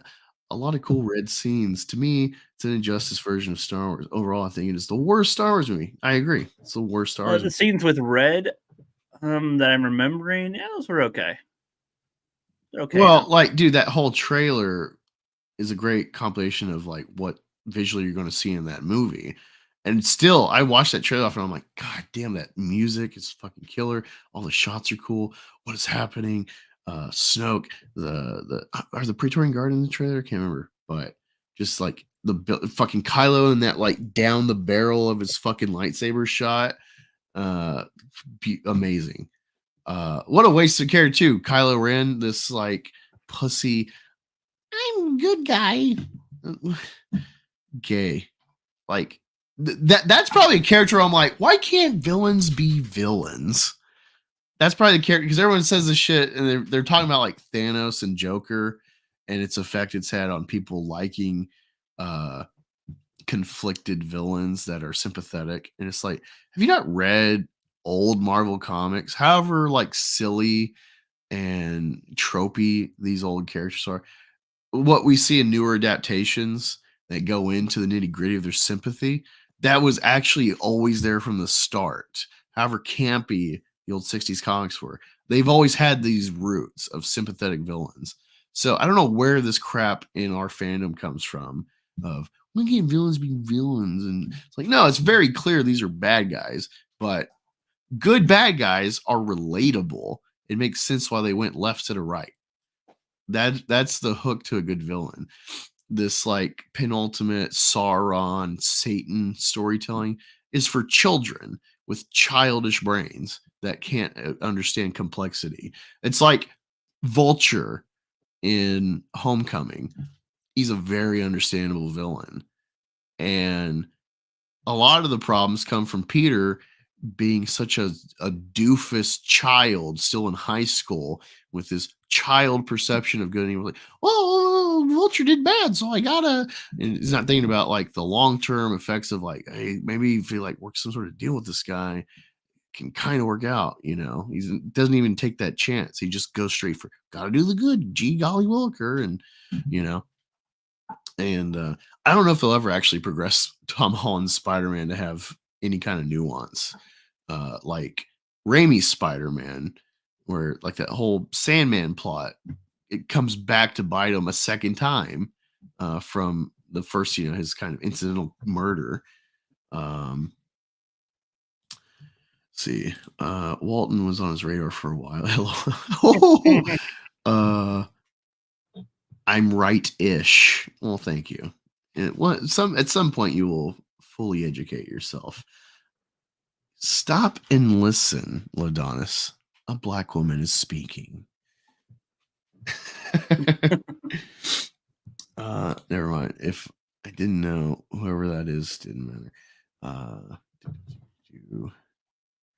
Theory is also in this server. ASW channel. What is ASW? I have no idea. I assume something Star Wars. Oh, that meme. You saw it too, Stoney. I love that meme. A black woman is speaking, but we're trying to watch a movie. All right, let's continue the Star series. What the heck? I don't. Do you know the movie How to Lose a Guy in 10 Days? I feel like Disney has one, like How to Lose a franchise in 10 years. And now they're pouring all this money and focusing on such an old joke. That's such an old joke. You've been just saying that for a long time. Like saying that after Solo, pretty much. Like what? Dude, we've been saying this since fucking Captain Marvel for Marvel. Even though Endgame came after, which was amazing, and then surprise of like No Way Home, and for me Loki, which apparently everyone that watched Loki is loving it, so I feel good about that. But it's like again they got this great show in Loki, but it's a TV show, so it's already relegated to being a sideline project versus the Marvels and Eternals and. Do you think there's sideline projects because when you see the movie, it's like a one sitting thing typically compared to shows that are. Oh, that's why you fucking make a trilogy for Loki. Well, no, I'm asking you, is that why you think they're considered lesser than the movies? Because in the movie, you'll likely watch the majority of the movie compared to a show. You might watch an episode here's the thing. Check out or something. It's comics, books, TV, video game, TV show, movie.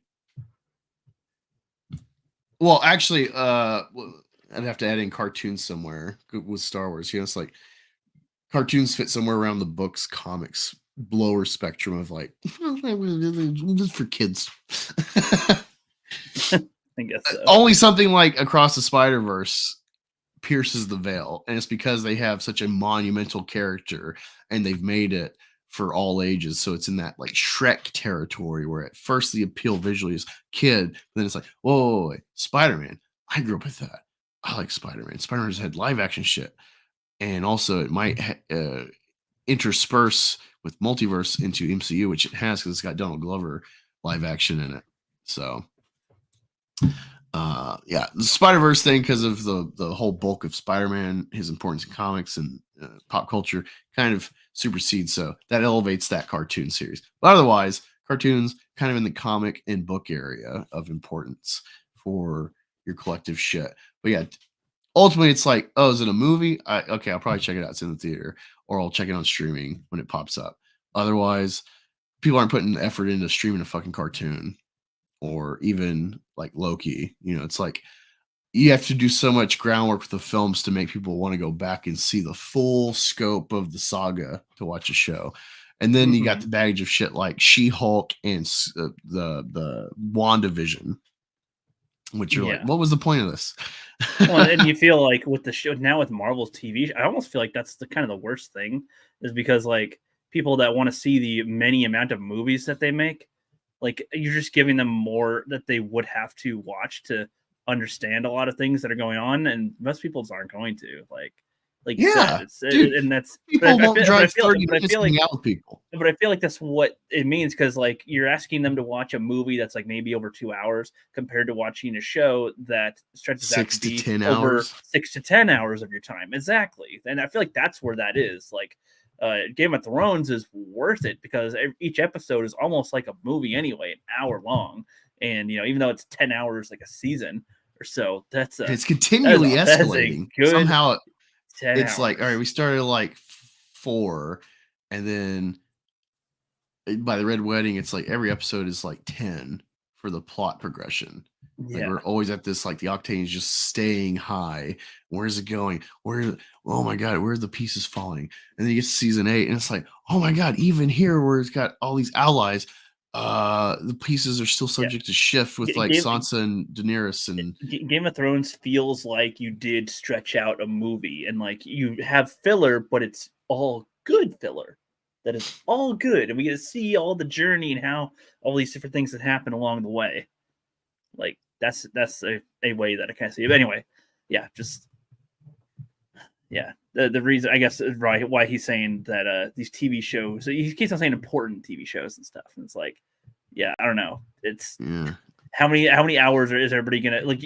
How many hours is the Clone Wars TV show? How many hours is the Rebels TV show? How many hours just in that alone? That probably is longer than all of the Marvel content, like altogether, maybe. Okay, so I don't agree. Like, there's this talk now that Tim's mentioning about like all these movies are like 2.5 hours. It doesn't matter. A good movie, people are going to sit their butts in. Well, yeah, they're a good movie. Yes. Avatar 2 again made $2 billion, and that's a sequel to something that's 2.5 hours from over 10 years before. my point was one sitting compared to week was more my point. Yeah, like, well, the thing too is like they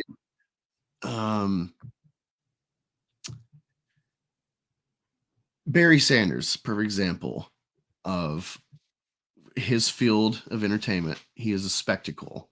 He is like, regardless if you even like the team or not, it's like, oh, Barry Sanders, like he's the top. I'm definitely keeping my eye on his highlights. And he just abruptly quits after 10 years. He's still got a lot in the tank. He just abruptly quits. So it's always like, what could have been? Would he have taken the rushing championship? Emmitt Smith would always be a second place guy, arguably, if Barry Sanders just stayed and kept pounding the rock. But we'll never know. And so it's always a great fan theory element. And that is ultimately based on exclusivity. And I feel like, especially the streaming stuff, and you got to make content so people will go to your streaming shit. They've put themselves in a bind trying to like get in the realm that like Netflix worked because they weren't a studio. Amazon Prime works because they weren't a studio. They were, hey, we are a catch-all house for all these entertainment entities. Now they're all competing for the streaming, and we get good stuff like The Boys and Invincible and shit, and Loki and the Prey movie, but they're also throwing fucking dildos at the wall. 9 times there's so 10. Many. We probably missed a lot of good shows because they're lost in the crap of all the crappy shows, or the amount, like, the sheer quantity of them. This amoebus octopus, if you understand that reference, attempt by the media to grab every entity, every enterprise under their tentacle reach. It's, this is how empires fall, is they get too bloated. They don't have restraint. And I'm sure there's been a lot of cool ideas that they've like tabled. It's like, that's a cool idea, but we just can't figure out how to encapsulate it right. If we make it a game, like the Darth Maul game, which they never completed, fuck you. It's like they clearly got lots of ideas that they have to just shelve. We don't have inexhaustible sources, but they're still overproducing, and they're not really keeping it tight. Why does the Dark Knight trilogy work? Because they went full bore excess. They were trying to make toys before they even made the movie, and then figure out how to tool in whatever toys they made into the movie. And that's how they're trying to like write it backwards versus the toys being made based on the movie. And they're trying to please everyone and not ruffle feathers, not actually say something or make art like Batman Returns was. Even though it's still commercial blockbuster crap, it has, you gave Burton more free reign, and he made something that ruffled a lot of parents' feathers. It said something versus a lot of people just pass up forever, and then Batman and Robin tanked. And so then 10 years later, give or take, Batman Begins happens. And Batman Begins is like they tighten the belt. You're like, we're not worried about the swaggy shit, not worried about making toys, we're making a fucking good Batman movie. Just wash your mouths of the ilk of the Burton era, how it ended. And then they get a success, and then they've tied themselves to Dark Knight for all these years trying to recreate that instead of understanding why that happened in the first place. And Disney is like, wow, we put Marvel on anything with Guardians of the Galaxy, Ant-Man, we're making money, we'll do anything, and these fuckers will watch it because it says Marvel. And they bit off more than they can chew, and now they're stuck trying to like, well, we got all these plans and we gotta save face. The restraint, this is the key. You gotta have restraint. And they don't. And that will tie later. We'll bring this restraint thing into this Rippaverse conversation later. Gen V, it's definitely not as good as The Boys, but it is still good. I've only watched 2 episodes so far. I know the finale is like today or tomorrow, but fuck, I do like it. I think Invincible started as well now. Yeah. Oh, yeah. This runtime, let's see. I would happily watch Lord of the Rings back to back, so it's got nothing. Yeah, I agree. The runtime, you make good shit and make for film is spectacle. You either have to do Avatar, where the main thing is the spectacle of look at what we can create on screen and it's believable. Because again, for me, Avatar 2, it's like I know the Na'vi are fake. I know Pandora is fake. I know this is all filmed in a warehouse with fucking styrofoam obstacles. But I'm watching it in a warehouse, yeah. And I'm watching. I'm like, I know this is all fake. Besides the actors in mocap, and I'm like, dear God, the level of detail looks like real entities on screen being documented on film. This is amazing. You gotta do that, or you gotta have shit like Pig. You have to have an emotional spectacle that like enraptures the audience to invest with the character. Sometimes you can do both. That's what the magic of Star Wars is you have like some sort of familial consequence that reaches into the workings of the galaxy as a whole. And it touches the religious core in all of us. That's Magic Stars, and they're missing it, So it's not the runtime. But no, the runtime can be a sign of excess, just like the making too much shit. So, give me a captivating story and engaging character any day. I get where you're coming from, Tim. Returns is a solid Batman movie. Yeah, it's all right. I like Forever the best out of the 4, but Christian Bale's my Batman. Ray movie? Like, are you guys not learning your lesson? Like, seriously, are you not learning your lesson? I just don't get it, man. I don't get it how they can be so out of touch. Make better Star Wars, dude. Make Mando season 1 and 2. Make that continuously. No. What was that, Ricky? I said Mando season 1 and 2 is not a good template to continue Star Wars. That is a great template. You know why it worked? Because it's about the Force and about fathers and sons. That's why Mando captivated the world over. It overshadowed the fucking end of the saga. It's boring. That's what that was. Oh. Baby Yoda is completely not interesting enough to bullshit. Inclusion of a Baby Yoda with Force surrogate child that is a bounty to be taken out, or brought to be harvested for cloning. Baby Yoda is what got me to not finish season 1 until you made me watch it. I finished episode 1. Oh, Baby Yoda. I don't give a fuck. Nope. What? I do not want to learn any more about Yoda's species or nothing. And the invention, all him being in there for is just like, oh look, he ate a bug. Funny. And like, oh look, he made the rhino go to sleep. It's the Mando.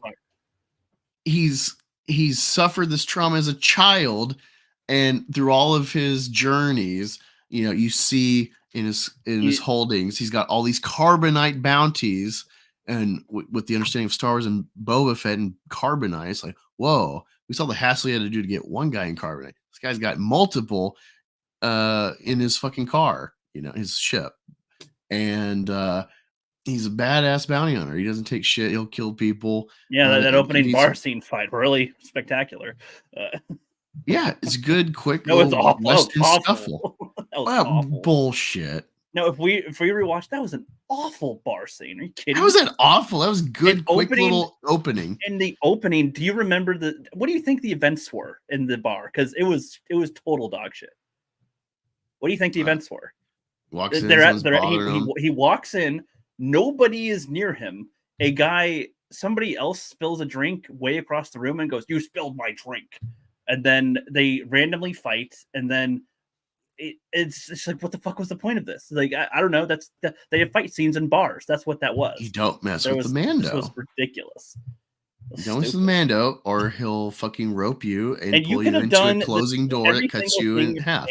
Every single thing you're saying could have been done with, like, instead of a baby that doesn't speak, could have been done with a child that does speak, as we see in The Last of Us, where you can actually see development back and forth.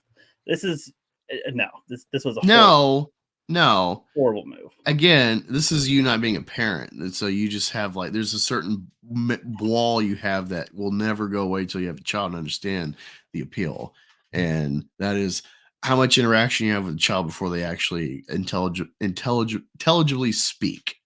There's all these interactions you have that are guttural, essentially, and body language, and it's very one-sided. No, you can have characters that don't speak. That's not my point, but it's an infant baby thing. Yeah, it just I don't know, and it looks ridiculous on top of it. How does it look ridiculous? It's a baby version of Yoda. It's just it's his little physical evolution. It's like, hey, here's what Yoda looked like as a baby. I don't know what else to tell you other than I think it looks ridiculous. Like, that's my point. That makes no sense. It makes no sense. What is it supposed to look like as a baby? I'm not saying that it needs to look like anything. You don't need to see it at all. If I said that, I don't get. You don't understand this kind of a thing where it's like with food. If I have mustard in my mouth and it doesn't go good, that was my point. That was all my point was for that. I see Baby Yoda. I'm like, I don't give a fuck. That it doesn't. It makes no sense because you literally just meet him. He's the bounty, and then it's like, oh, it's a fucking baby, and he's got to bring it to, like, cloners. And what's that going to mean? It's like, this is inhumane. It's like kids should be off limits, is kind of the world over perception of shit like bounty hunting. Only, like, the most vile, heartless people will be like, oh, you pay me, the job's done. Got to kill kids? Well, that's a little bit more of a markup on my price, but I'll do it, and this clearly crosses the line for Mando, and he's got this creed that he's devoted his life to because they rescued him as a child. He's devoted to him for life, but he risks that and doubles against that because of this conflict of interest. It's like, wow, it's like, I'm supposed to carry out this code on behalf of, like, Mandalore, being a bounty hunter, but then that code is what saved me as a child.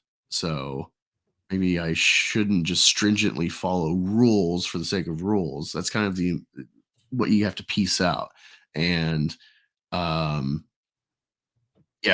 what you gather in those quick opening scenes is Mando is this hard fucking kind of inhumane bounty hunter, and then he gets a bounty that's a fucking child, and it, like, makes him think about his whole ethics, and he jeopardizes himself, and it, in turn, gets his whole coven decimated, but it's worth it, for him.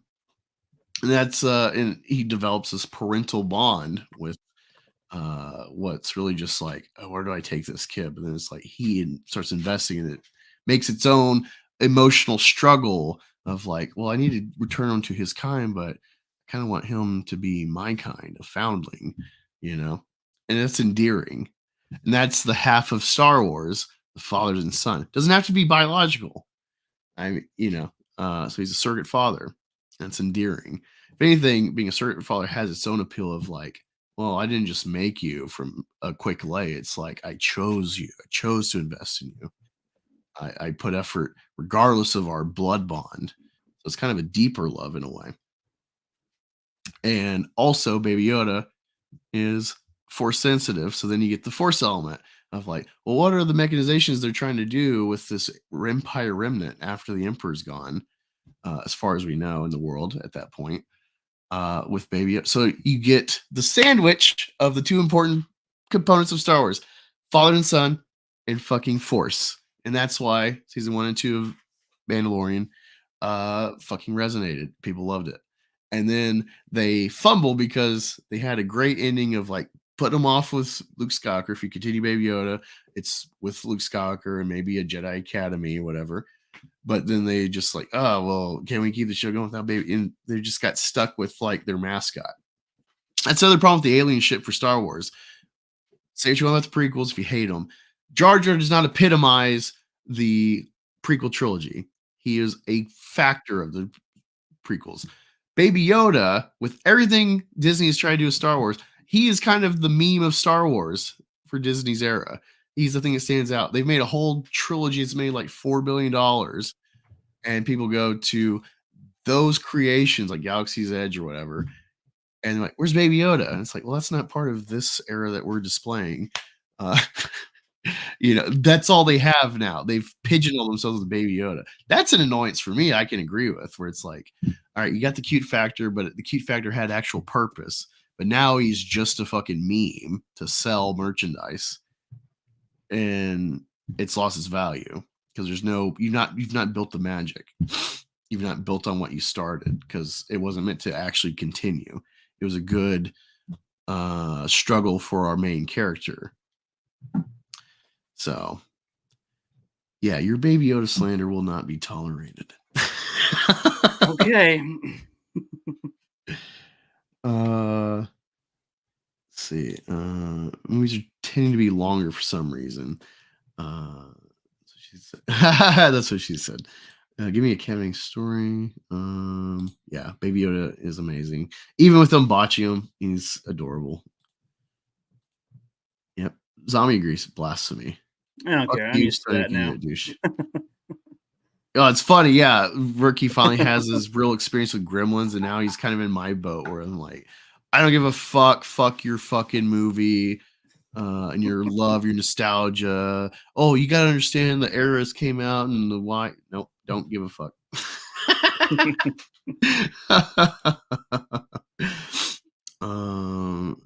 Mandos have a strict creed like Vulcans, but even Spock is changed by love from his mother and his love interest. Well, yeah, Spock's half human though, so that could just be defective genetics. If he wasn't, part mudblood, maybe this wouldn't be a problem for Spock. Yoda should never have come back. Yeah, like I said, if he did stuff with Luke Skywalker and he got like young Kylo Ren, that could be interesting. I'm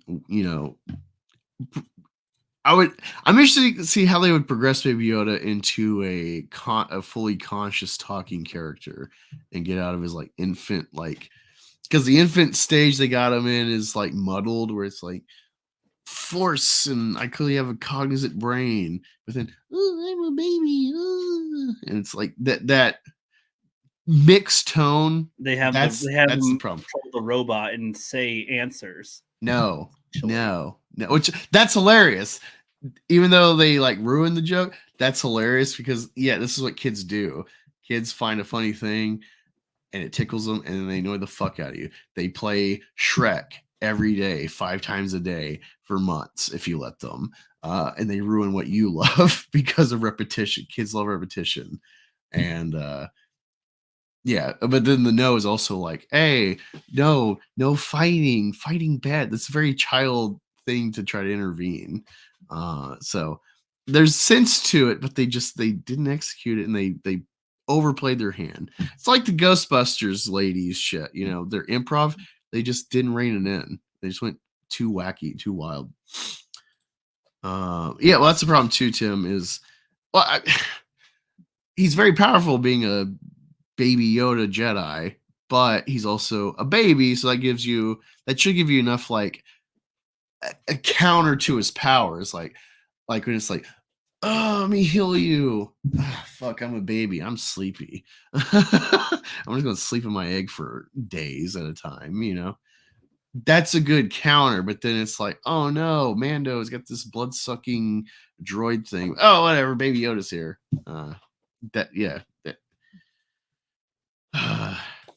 Anyway, source here. I don't know what the hell happened with the Book of Boba Fett.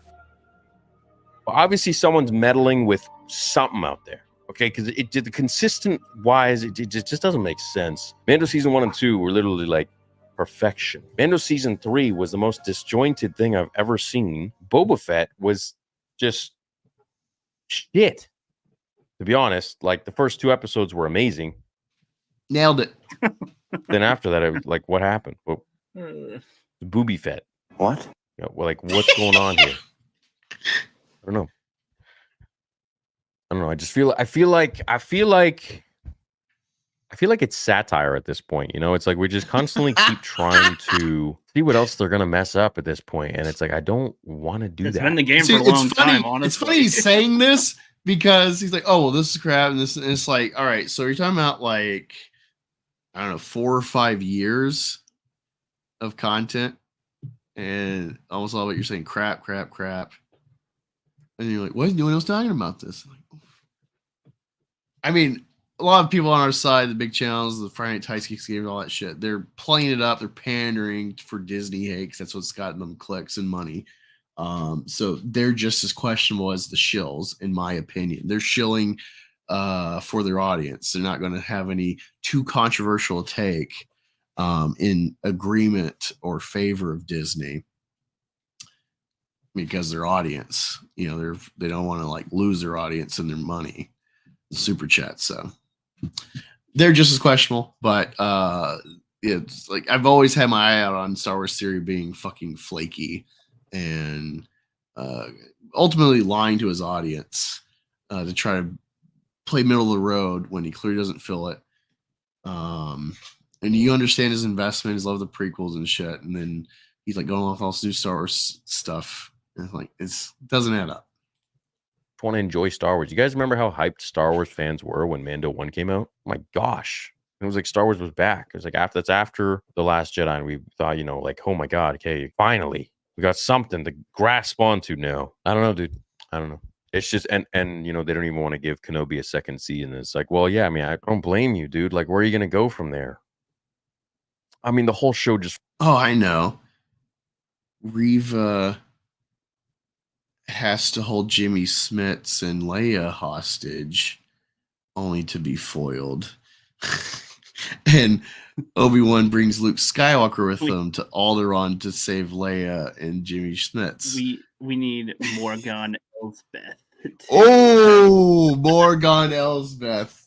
Hold on.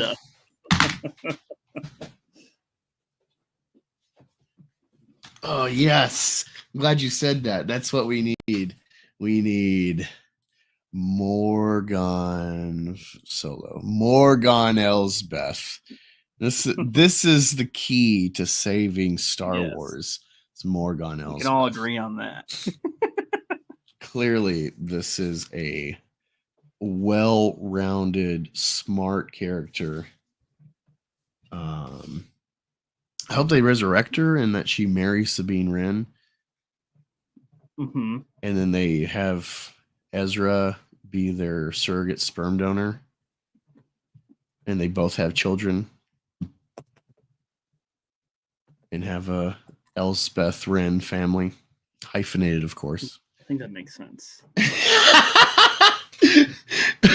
Yeah, I was talking to Rookie. I'm like, dude, guess what I found at GameStop? Morgan Elsbeth. And he's like, no. And then I like showed us, oh, you bought it. You actually bought that trash. I'm like, dude, how can I didn't believe that I didn't believe they had an action figure. I thought you're fucking with me. Because I was like, why would they have an action figure of Morgan Elsbeth? Why would they have that? Well, I'm fine with Yoda. Okay, Yoda's part of the Jedi Order. I don't know whatever EU stuff about, like, whatever dark side stuff he may have meddled with before. but it feels like the Jedi, their hubris, like, well, we don't do these things because that's not light side, you know. I feel like Baby Yoda could, in growing, could have the potential of like worthily, especially with the example of Luke Skywalker, you could maybe delve into what would before be forbidden knowledge, and thus he'd be a more full spectrum Jedi or Force user versus Yoda. That's a hypothesis I'd throw out there of like, wouldn't necessarily be a problem if he's more powerful than Yoda. Yoda doesn't have to be the pinnacle of power in the Jedi. Ultimately, the problem with Star Wars is they're not going forward. They're trying to like piecemeal and, oh, well, how can I do like a half-ass story where you're already interested? Yeah, they're trying to sandwich it in between already content that already exists, essentially. Yeah, it's like you go to Subway. We know that I went to Subway, but what happened on my way to Subway every time? Well, no, but what happened when he got to his driveway? What happened when he got down the street or something? More like, but those stories aren't where this. It's more like you got your lettuce, you got your toppings for whatever sandwich you got, and then it's like, well, what if we added? And they put a chicken in it and made it lame. What if we added teriyaki sauce? Like, but this is a cold cut combo. You're like, yeah, but what if we also added? It's like, well, you like chicken on another sandwich, so like you'll like this in betweener here. Tuna and marinara. No. Oh, God, tuna marinara. Diana Lee Insta Bruce Lee's goddaughter. That's the mark. Huh? We never saw how powerful Yoda was when he was a child. We were just assuming that he could be more powerful than Yoda. How many times did that was already that was more my thing, Angus. I would have preferred, if they're gonna have a baby, don't have it be like a Yoda baby that's like of that species. I'd rather not get every looking, because like you said, it's in the vein of what we're even saying right now. They're like digging out more nooks and crannies and stuff that we already. Well, you do a Baby Yoda, just put Baby Yoda in a new era after everything. That would be more okay, I guess. But I feel like just the Yoda species, you didn't need to have that be the case. Could have been a different baby of some other kind, and we learn about that. And I want to see a baby. That would have been fine. That would have been different for me because it wouldn't. Because when I saw the Baby Yoda, instantly, I'm just like, well, this is going to be them trying to fill in this kind of thing. It's going to be the, people are going to go, oh, there's a Baby Yoda and all this. And that's what it did become, obviously, with it. Those were my first thoughts when I saw Baby Yoda. I'm just like, oh, no, that's what it's going to be. Great. And then also, I was just like, okay, again, a lot of the concepts that you talk about with it, I think is fine, but I don't think they execute that well throughout the show.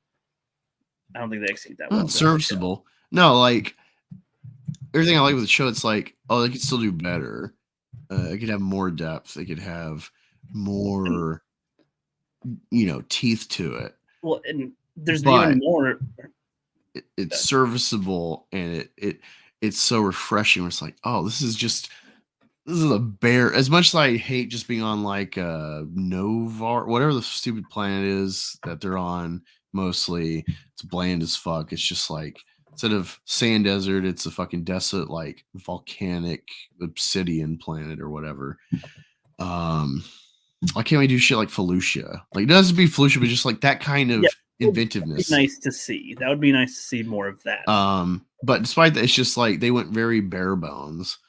And I like that, where it's like, it's all like, it's serviceable plot, it's serviceable, understandable, easy story writing, in vignettes through episodes, but they're getting the heart of Star Wars, so that really makes up for what is middling writing.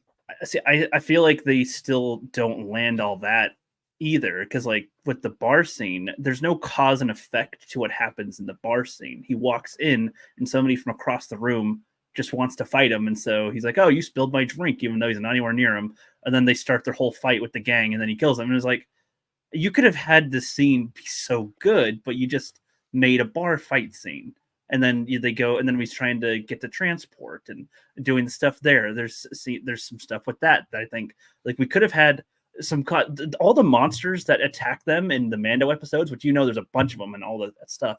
There's no cause for it. It's just they're there. And this is the type of writing. It's kind of like an Aquaman, where there's just like they're talking, and then there's explosion that interrupts the dialogue, and it's like that type of writing is throughout the Mandalorian show, and that's the kind of stuff that really annoys me when you're doing it and you're trying to portray your story as you were describing. There's this kind of stuff along the way that is just done so poorly in their scenes, and why they're doing something. They don't do that well. Yeah, well, Nope. I would say the two components that matter Star Wars, the fathers and the Force, they're nailing that. And it's kind of like football. There's a lot of the like best teams in the regular season don't make the Super Bowl because they're banking on like their hotshot stars versus a full round, well-rounded, adequate team. The adequate teams that are like top to bottom, like middle of the road, and they're serviceable. You kind of think of like the Spurs. Spurs made a dynasty, and there's nothing really flashy about them. Yeah, they were fundamental. They were just fundamental. Everybody can hit their points, but then nobody's an all-star. Really. All 12 active guys on the team for every game can, punch their ticket and get on the court and do their role and do it well. And so with that example, like the NFL, there's a lot of teams that make it where it's like they got just good linemen to protect average or below average quarterbacks, and they win the Super Bowl.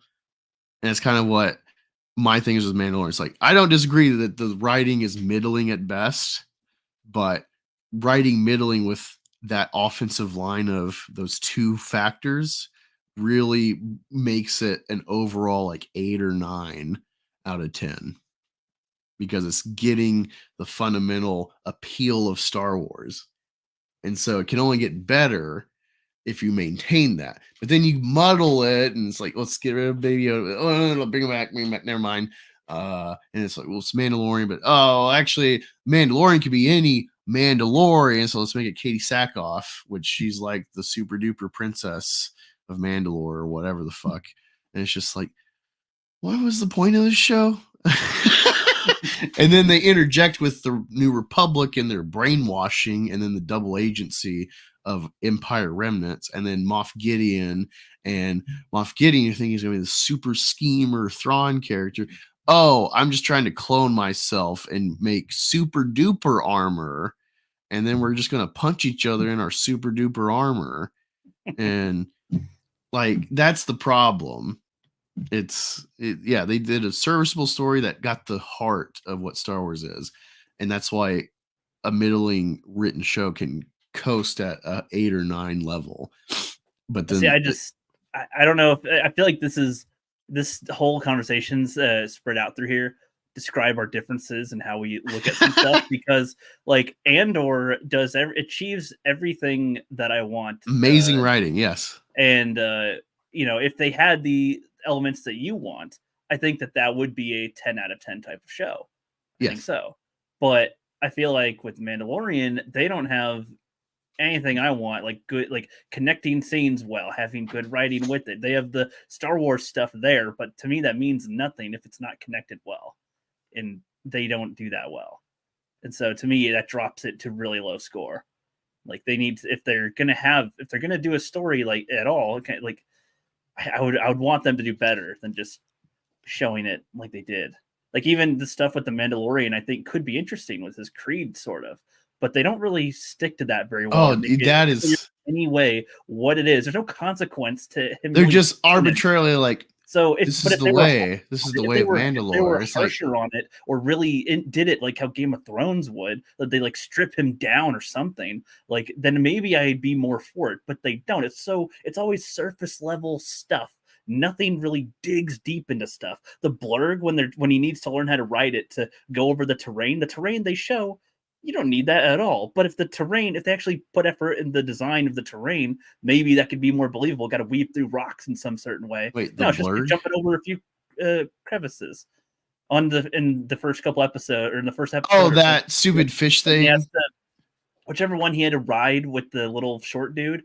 When he's teaching him the stuff, it's meaningful or something. No, it isn't. It's a waste of time, because the terrain they go on, you could just speed over it. Like you can walk over it, but they make it seem like you can only ride this beast to get across. And it's like not based on what you show. Like it's all these little elements like that are throughout the whole show, which make it impossible for me to be like, yep, thumbs up. It won't be unless those are working. You can make a mundane story even seem interesting. If we were to rewatch episode 1, Angus, I'd be pointing all this stuff out. You know? And I'd be like, yep, it's a-okay because they're getting the mystique of like the Boba Fett. They're getting that down. It's cool. Yeah, Man of Season 1 and 2 is honestly, Cara Dune. Can we, this Gina stuff going on, resurfacing her Star Wars topics because of the South Park shit.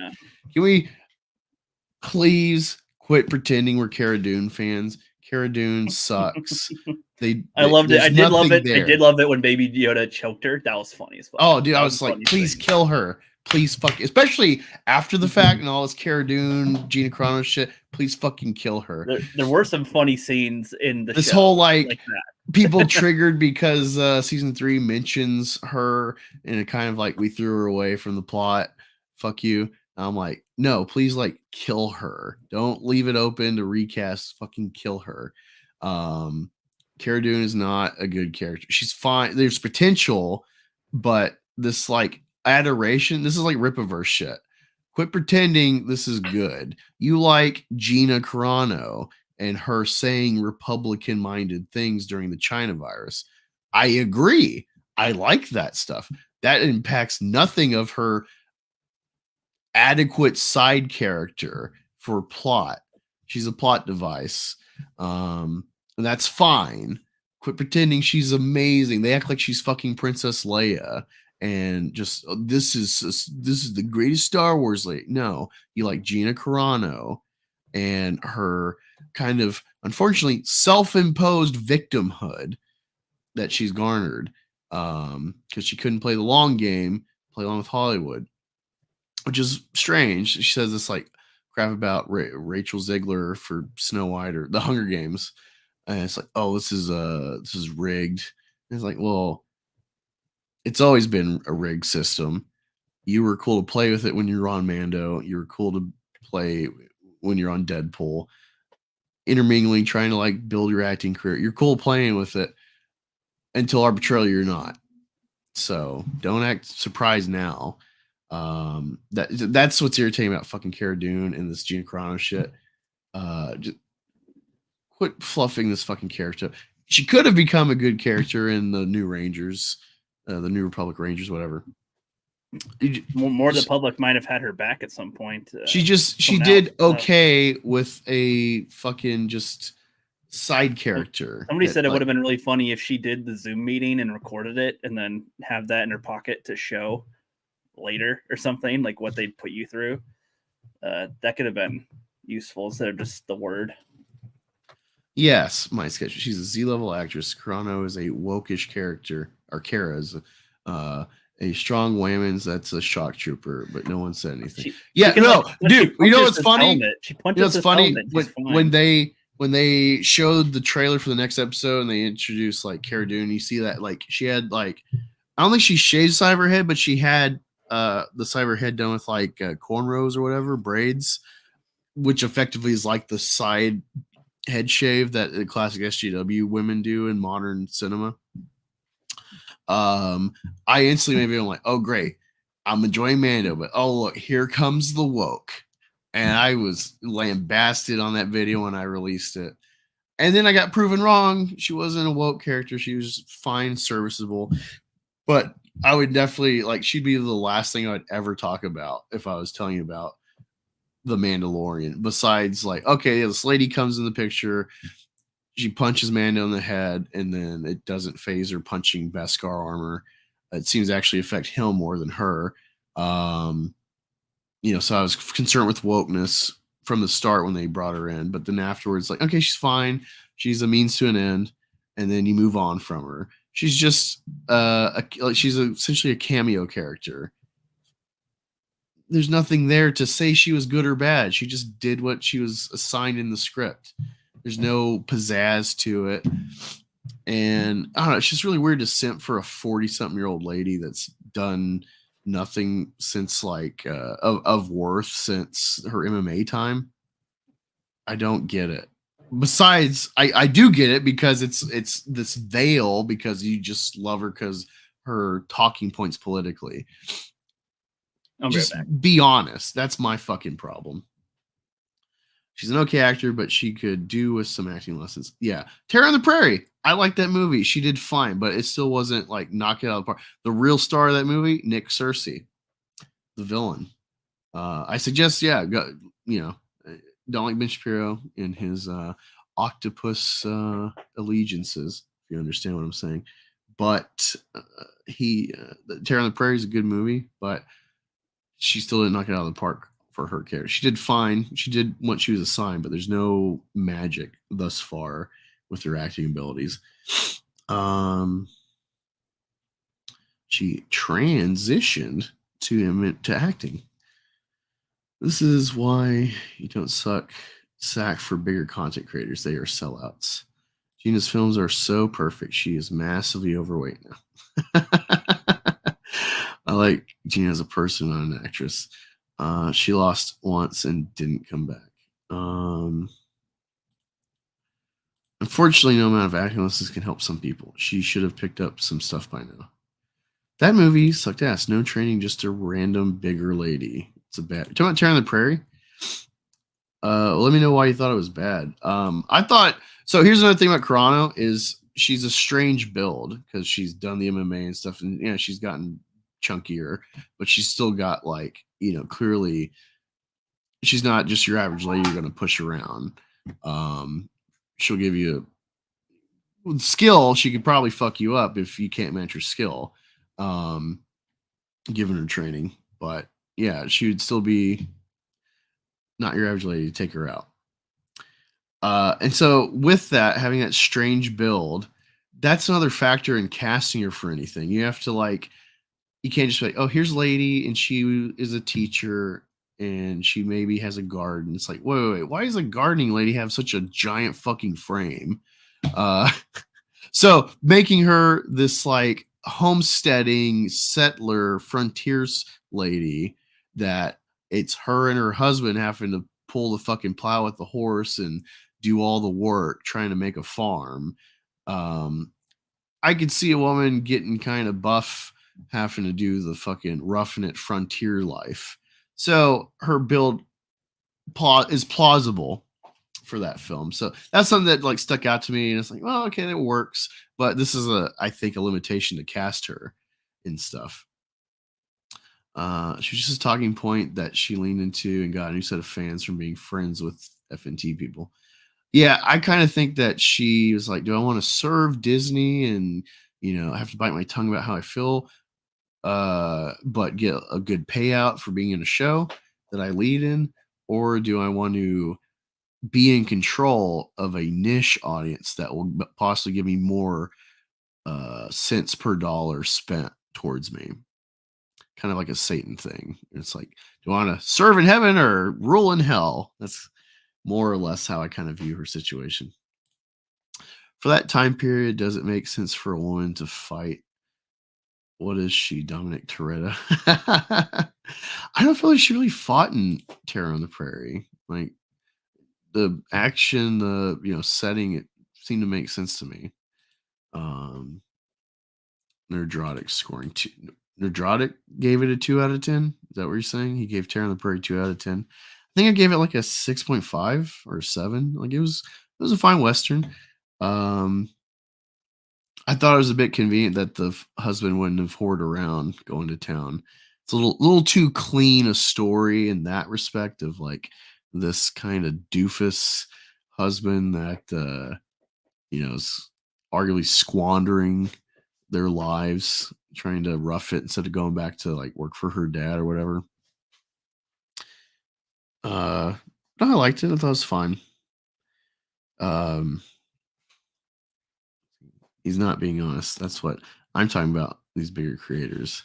I agree. That's why I don't ever watch them unless it's like, all right, I got to see this take, What is the talking heads on our side saying? What are they selling to their audience?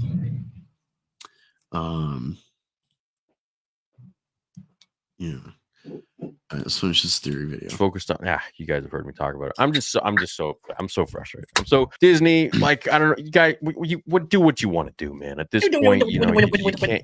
It's in the hands of the fans, and the fans are going to continue to make fan films. You guys are going to continue to get roasted by South Park and even bigger media that will come in the future, and you deserve it. You really do, because. But this, again, all this factors into me enjoying Ahsoka and Obi-Wan and Boba Fett more than Andor, because it's like, yeah, it's just good. It's good. It's fine. Okay. But like, I kind of like hating shit. Not that I actually want. I would love to just Disney bought Star Wars and they had faithful stewards that really cared about what he built and the depth of it, the meaning, the purpose, the cosmos, and the father and son element. Not try to interject woke feminist propaganda and a feminist workplace story and undoing and undercutting and spitting in the face of fans with their narratives like Last Jedi. I'd love for it to not have ever happened and for it just to be good and feel like, wow, I don't even notice it changed hands. They're really nailing it. I would love it to be like Planet of the Apes. You got Planet of the Apes, quintilogy, or what I think is what you call it. Great stuff. With decreasing budgets, unfortunately, hurting its visual appeal, but great stories, great antagonists. There's no villains in the films either. It's just antagonists. Yep. And then you get Tim Burton's solo film, and that was a cool, better budget telling of the Planet of the Apes with its own little twists. And then you get the trilogy that includes Matt Reeves' 2 films. Amazing work. That is clearly aware of what came before with this IP, spritz it into their narrative, but makes their own unique story with the template of the Planet of the Apes and tells it through an origin story and progressing from the origin logically. And so there's not been a bad Planet of the Apes movie. It's like whoever's been, in control of it, they've all managed it well. It's been nothing too ridiculous. There's been nothing that really like spits in the fans' face. Fans can argue about if any iteration's good or not, but there's no like, oh, we're going to stick it to the fans. We're going to tell you what you should like about Planet of the Apes.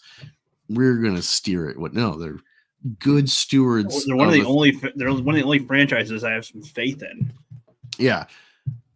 I would love, Planet of the Apes is a great litmus test of like, this is what a franchise should be like. Mm-hmm. More or less Marvel up until Endgame. That's another good example. Still some hiccups along the way, but for the most part, pretty fucking solid, all around entertainment. Some various, start taking risks with styles and let's try to adapt this wacky thing, They took some risks and they put the effort for it to pay off. I would love for that, but no, we got where we're at. And so because of this enculturation, there's an expectation now. And I find it more engaging with characters I have some investment in and they fuck it up. And it's kind of fun at how ridiculous the fuck ups are. It's more engaging for me than just straight good, French cheese and wine Andor. I do like Andor, what I've seen of it. There was an episode I'm like, oh my God, what the fuck? But then the end of it, I'm like, oh, wait, what? Now we gotta watch the next episode. Fuck you. You spread the butter so thin for, the climactic, oh, what's happening next? And then it's like, oh man, the whole next episode is what that cliffhanger is. Fuck you. Good stuff. The idea, that's probably one of my few complaints about the Lucas Star Wars is the first film that he made is so cookie cutter morality, black and white, with A New Hope, which is the only film that is truly cookie cutter morality, but that sets the tone. And I like the idea of like, oh, the Empire is an entity with millions or billions of people within it. There's a whole spectrum of good and evil within that bad organization. And so, like, what is the actual day-to-day vision for the actual worker bees inside the hive, collectively doing bad? But it's, it's like, well, I'm an engineer and I'm tasked with doing this service and best of my ability for the empire. That's not a bad guy. One of the most iconic, I can't remember his name, but he was the logistics officer for the Third Reich. He's like this marquee. Oh, Kevin. No. Kevin. Kevin from sales in the Third Reich. Yeah, that guy. Mhm. He was put on trial in Nuremberg shit and they kind of coined based off of his kind of encapsulating the moral quandary of the Third Reich. We've never crossed this threshold up until this point, was like the banality of evil. That's like, this era is where that term solidified itself if it didn't come before. And that's the idea of like, how guilty are you if you're like a cog of a machine that does evil? They explore a little bit of that in Andor a little bit. No, I like that. The Andor's doing great. Like these ideas, these need to be in, like, this is the problem. Star Wars is stuck, and it's Lucas's fault. It's stuck with this black-white morality that always has the dark side ultimately lose, because he's more or less doing the same like Tolkien shit. It has way more depth to the whole world, and it's not just, oh, well, he's evil because he's born from evil. It's not that simple. Yeah, but it's still ultimately you like when the rebels were coming in and they take the family hostage, and the Imperial guy is like, let the kid go, and then they kill that guy. And it's like, oh no. Yeah, like the idea that like the good guys do bad shit. Like America, if we're the good guys in World War II, well, we did a lot of bad shit. I agree with dropping the A-bomb, but that's still like, it's still morally bad to have to do that. Like, just because we need to do it to like really finalize this and save lives cumulatively, it was still an evil that we did. Both things can be true at the same time. It's necessary. It was the right thing. Save lives. It's still evil. That's what you should be juggling and being conscious of. That's real life. And so I like when media like Game of Thrones or like Andor, where they're addressing the murky gray that life is, not this like, we love these fantasies of Satan and Jesus and Sauron and Gandalf and whatnot. We love these morality tales because inside we want to stay children. We want the world to be simple. And it's just, oh, they're the good guys and we're the bad. We're the good guys. They're the bad guys. We like that. When in reality, oh no, we locked up our own American citizens in jails, concentration camps, because their ethnicity was Japanese. Makes sense. It makes sense in a time of war. If you're fighting an ethnic unit, to lock everyone up, that could be a sleeper cell. It makes me think about in A New Hope, even when Luke destroys the Death Star, and like I've heard this argument that like the rebels need to be good, they need to not do bad things and stuff. Well, I mean, they killed like a bunch of innocent people on the Death Star, but people could say, well, but they're working for the enemy. But the enemy is the government, and they're just doing their job. They're not doing any. A lot of them probably aren't having any malicious intent. They're just like, yes, my paycheck's what I'm doing, and they all got murdered to save the galaxy from the perspective of the rebels, but of the terrorists. It's like from everybody else's perspective, with the Imperials, for all they know, okay, we've got a weapon that can destroy a planet, sure, but does that mean that's what it's just going to do? Is just destroy everything?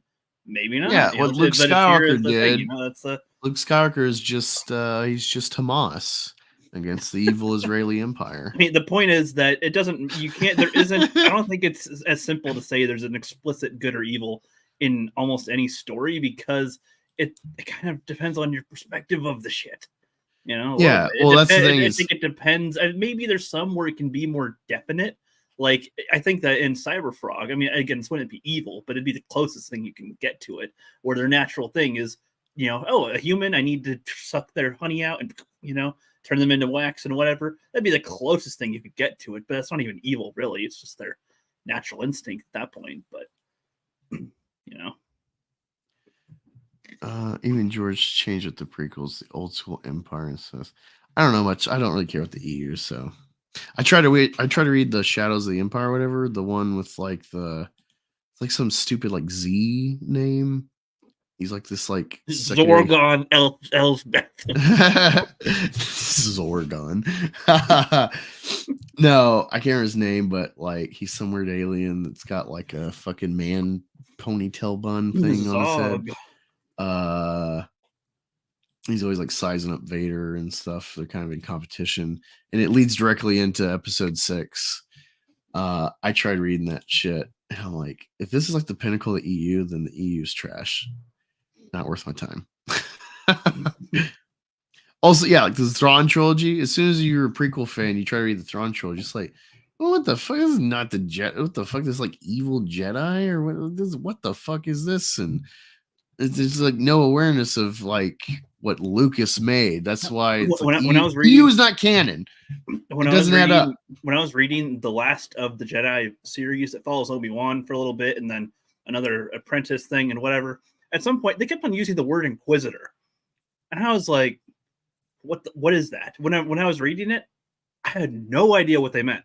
And then finally, you see Clone Wars, and it's like, "Oh, there's like other wielding people." Okay, but all right, it didn't make sense to me when I was reading it because I had the movies as context. I was just like, "What? An Inquisitor?" They didn't explain that they're like also Force people. So it's just like, okay, but I don't know exactly what you mean, Sketch, but you say Jesus can command good and evil. I remember the story where like he like casts demons out and he like, you know, exorcises them from what, a girl or something, and then he casts them into like a swarm of pigs, and the pigs fall off a cliff. What? We're not pigs. Well, I mean, he's a Jew. He's a Jew. So I don't even know why the Jews have pigs. I guess they're just like the trash compactors of their day. You know, they're the trash disposers or whatever. They eat slops. They don't eat pigs, huh? No. Wow. So I don't know the context of why there would ever be pigs with these Jews, but they're unclean animals, so I don't the say Jews like are the pigs. Well, can't really answer that here. Maybe you can understand. But Morgan Elsbeth. That was too easy. That was good. That was good, Ricky. You're like, which one? That was too easy to walk into. Like, oh man, oh dude, don't strike me down, YouTube. Free Palestine. I do love the, you know, it's funny, the left. We're in the, dude, I just saw something. Speaking of, you know, Israel and stuff, I saw something very interesting that I need to dig into more over this next week. Photos. No, not that one. Very interesting. It's from a news article. Let me scroll up to it. This is from AP. So I'm not sure what it says before or after, but it says Representative Ilhan Omar, Minnesota Democrat, has an ally of a new stripe in the furor over her use of anti-Semitic tropes regarding Israel and its American supporters, David Duke. In a Thursday podcast at his site, the former Ku Klux Klan Grand Wizard spoke out strongly in favor of the Muslim congresswoman who has accused Jewish lawmakers of dual loyalty, attributed support for Israel to foreign money, and said Israel has hypnotized the world.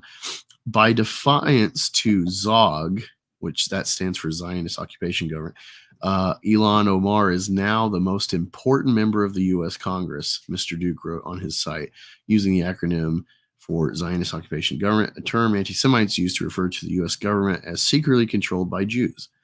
So David Duke is teaming up with and showing his support for Ilhan Omar. This is a wacky time we're in.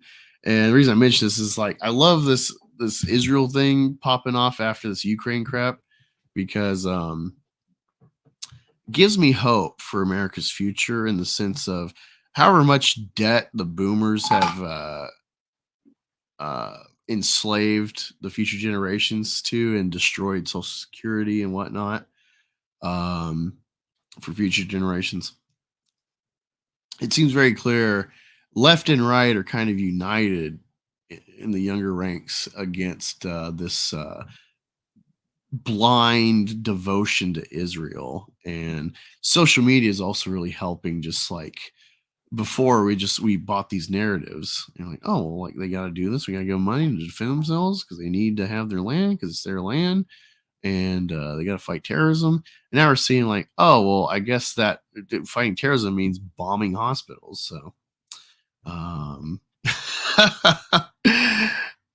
they were just kind of like, that's not cool. I don't support that. And so it's like they're saying about millennials and Gen Z, whatever, and they're lazy, they don't work. They might revolutionize the work week, and they might break our ties and bondage to Israel. So I'm seeing the silver lining at the least. Movie guide for the original 3 films. That was a legion of demons, and they basically asked for mercy to be put in the pigs. The pigs chose death. Again, I need to reread that story, but I always remember the pigs are like, well, if we're not going to be bacon, then why even bother living? They chose death when they were offered to watch the rise of Skywalker. Wait, the pigs are the Jews.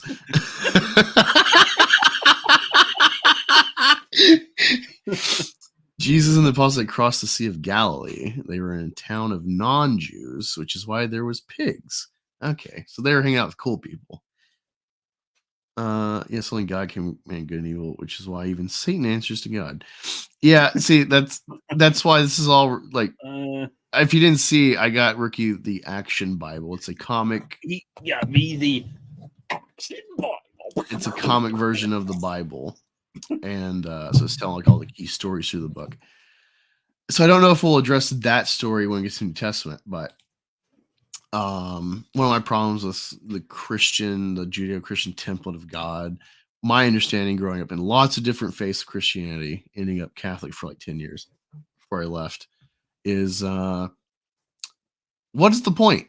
What is the point of any of this? It kind of goes into, like, I guess you could say, Calvinistic views of like the Bible is written where it's like, well, in the end, I win. Yeah, I win. And that's it. And so it's because like, well, because I win. What is the point of this struggle? Because like the way they encapsulate in that Action Bible was like, all right, the fall of man, they're cast from the Garden of Eden. It's like, but don't worry, God has a plan. And the plan is, I know a guy that can save you. And that guy is me. And it's like, I will come arbitrarily, like, I don't know, 2,000 to 4,000 years later in Roman occupied Israel, and save you. And then I will also leave an arbitrary amount of time after the fact before the rapture. And then when you're aware of science and how old human species is, talking about just like cavemen, talking about multiple 10,000 year units of time, at least, of us pre-Abrahamic faith, pre-true God and religion, supposedly. These people were worshiping fucking like buffaloes and mammoths and shit in their caves. Where is their insight into all of this? You know, like, where are they? These are problems narratively where it's like, well, this is why I'm not Christian. And then it's like, oh, this grand struggle that I set up, that I redeem you from, that I did, well, I win in the end, and then you can join me. And it's just like, I don't know. It feels like I buy a broken car and then I'm mad at the car for being broken. And then the guy I buy a car and I never go get an oil change, and then I'm mad that it malfunctions and blows the engine. I was gonna say, he sells you the broken car, and then later he'll fix it for you, I guess. Well, that is another factor. These are things that I find interesting, like the mental problems that with the rules set in place, or the things you deduce and tie together. These are very fun problems for me. And it's also just fun because I grew up with this, so I have the most criticism for this religion. It's not the classic, leftist college turn from no, it's like just like I was very into this stuff, and then it's just started waking up little things. And I'm like, that doesn't add up. And now it's fun. Now I do more research and inquiry being an atheist than when I was Christian. It's fun because it affects our culture. It's implicit. Like Ricky, all this kind of started because of Last of Us. Ricky's like, why is everyone so fucking ass mad about the gay episode in Last of Us? And I'm like, well, Yeah. it's Sodom and Gomorrah. This is really the underlying. They're so hell bent against the gay because this story leaves such an impression about that sin. And so I have to inform them and give them this context that I understand. Or is it that Bill and Frank become the new Adam and Eve? It's Adam and Steve, not Adam and Eve. I can't believe I didn't make that connection earlier. I take all the news with a grain of salt. Israel don't serve my God this time. As for Palestine or the Philistine, the fact that there isn't their land either. Well, because nothing that easy is not worth working for. On what's the point? It's the book of Romans. Mercy is the point. I get like we like stories where it's like the point is like Lord of the Rings. The Eagles are a huge fucking plot hole, and it's like, why didn't you have the Eagles? This would be a huge fucking save. However much you could utilize them to at least transport the ring closer and mitigate exposure for our heroes. And it's like, well, fuck you. It's about the journey. It's like, I agree. That's why it's endearing. But this is within human confines. When you have a God that has all this power and then he arbitrarily like sets this in motion, and it's like, well, it's your choice to accept. It's like, well, that's like a bullet to your head. It's like, is it really a choice? Well, it's like they allowed Gandalf to get a chance to come back. They didn't have Boromir the White. I'm kidding. I'm also kind of not kidding either. I don't know. Because you're kind of right. It's arbitrary what he would choose to help them. I'll send you the Ingalls at this point, but not at this point. Yeah.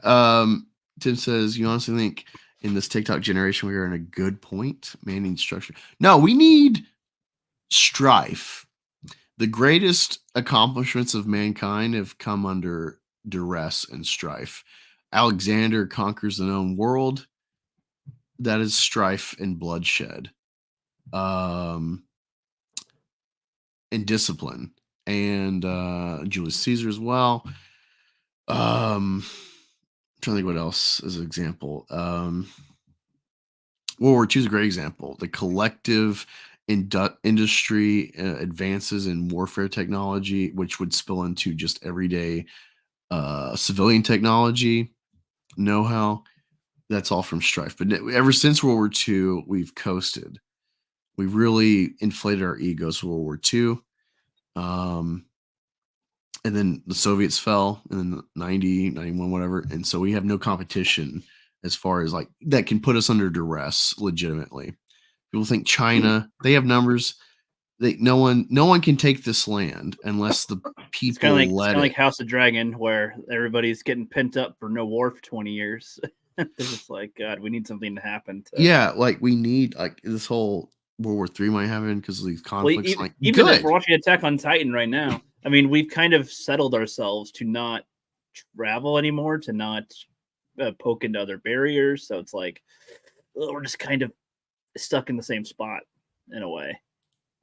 Well, okay, it's good. I wasn't talking about Neanderthal specifically, although Neanderthal is part of our history, especially if you're European. Europeans are part Neanderthal. It's minute, but that's part of lineage. Talking about just like early man being caveman, not the meme of cavemen are Neanderthals, but early modern humans. We were cave people. All the things we find died in the flood. You're not completely human. It's normalizing it. It's marketing. That's why. And they don't understand that teaching about Sodom, it wasn't about gay sex. It was about wanting to return to the times before the flood. They're trying to create the men of renown again. It's why they wanted the angels that were sent. I haven't heard that perspective. I know that the real sin is the lust to defile the angels, and that there's just a city full of sin. There's nothing redeeming about it. It's just the meme that has lasted has been gay, and so this leaves a real impression on society that's Christian, that even though God talks about these sins that are worse, I would say heterosexual sin is worse than gay sex. Even if you can see gay sex as evil, whatever, it's not in plan of God. You're talking about a minority versus the majority of hetero people fornicating, adulterizing, and divorcing, thus more adultery via remarriage, busted families. The sin of society is on the heteros. I'm sorry. Adversity builds character. Hard times make strong men. Yeah. Well, tribes can live in caves. Like, I believe in cavemen, both the Neanderthals as like part of our like web of humanoids or whatever you want to call. I don't know what the genus humans are in or called, but there used to be multiple human threads, whatever lines, and we're like the last remaining. They teach it's about gay sex. Gay sex is testable, God. Yeah. But that was really what started this kind of biblical inquiry. So I'm like, you know what? Let me just. So it was the kind of thing where like me and Angus watch shows and movies all the time, and we're just watching The Last of Us. And I'm like, okay, this episode, it's not full zombie stuff, but that was all right.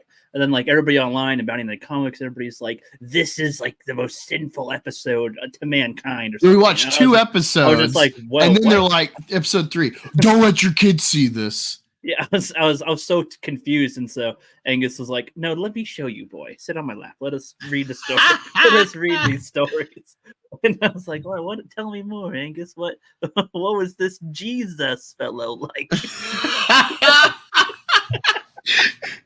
What is his name? Jesus. I'm being hyperbolic, but still, that makes it funnier to imagine.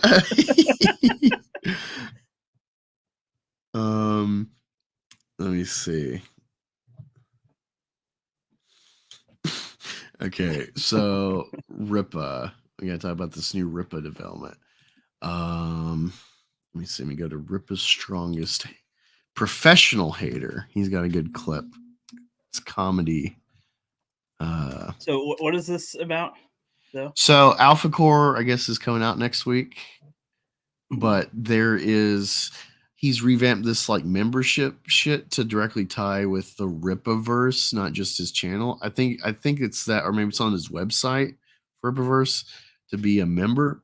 And essentially all it is like early bird access window before the normal campaign drops. Then when the time comes, you can pay for the thing behind the paywall. Right. Okay. First off, when you went to the website, you had to like use your copy paste function with your mouse to see that under the price, they have all this black font, but under the price, they used white font for the word monthly.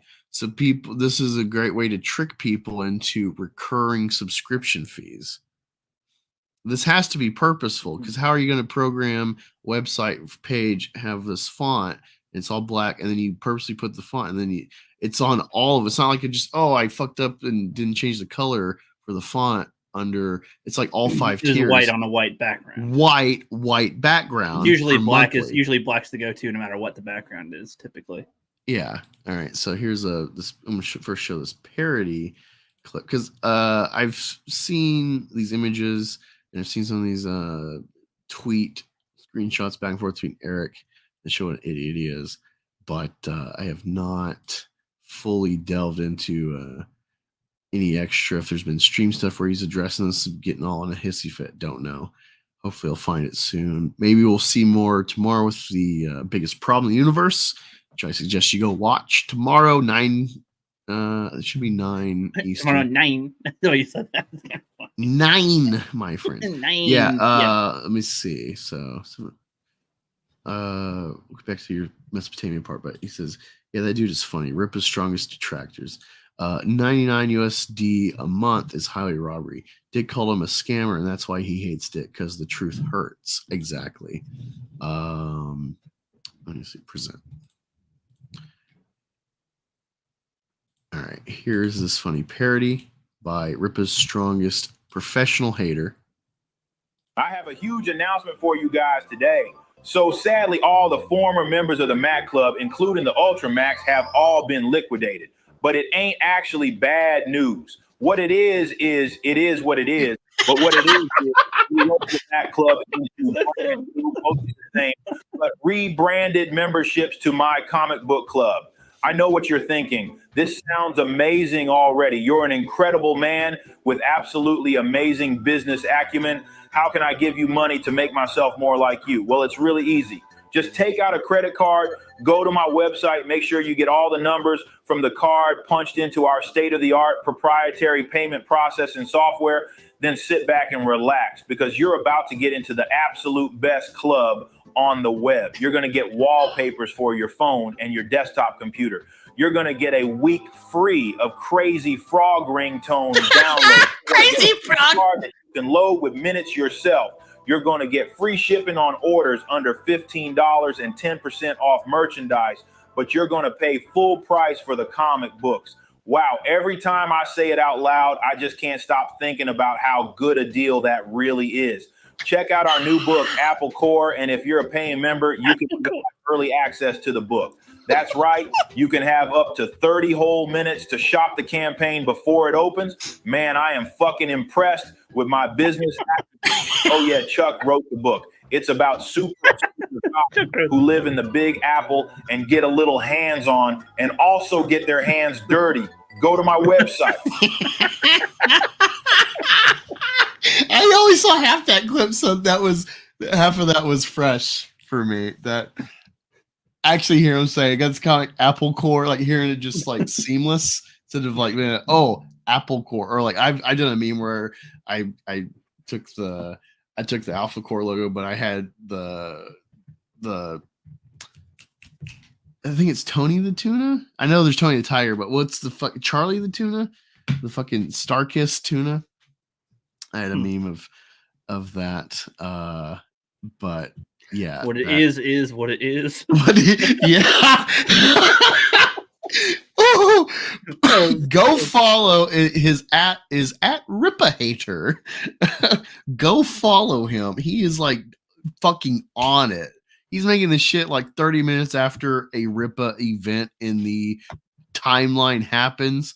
He's there with the meme, an in-depth meme like this. This is fucking hilarious. Oh my god, this guy kills me. Let me go over to Dick's Twitter because he's got some of these pictures of these is what it is. That's what that talks.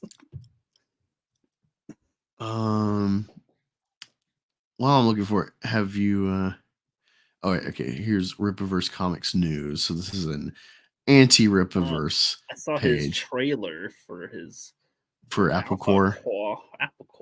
Applecore. Uh-huh.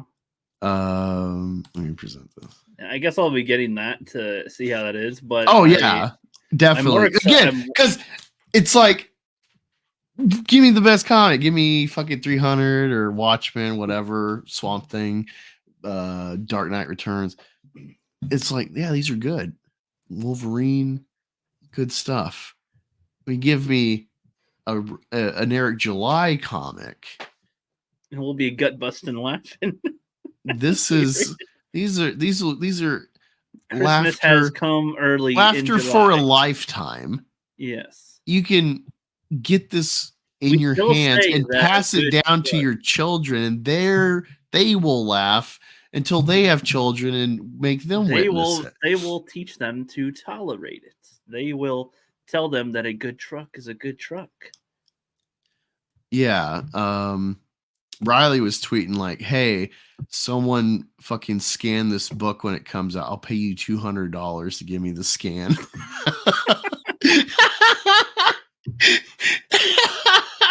He's starting next week. Is For Canon's Sake with young Klippa.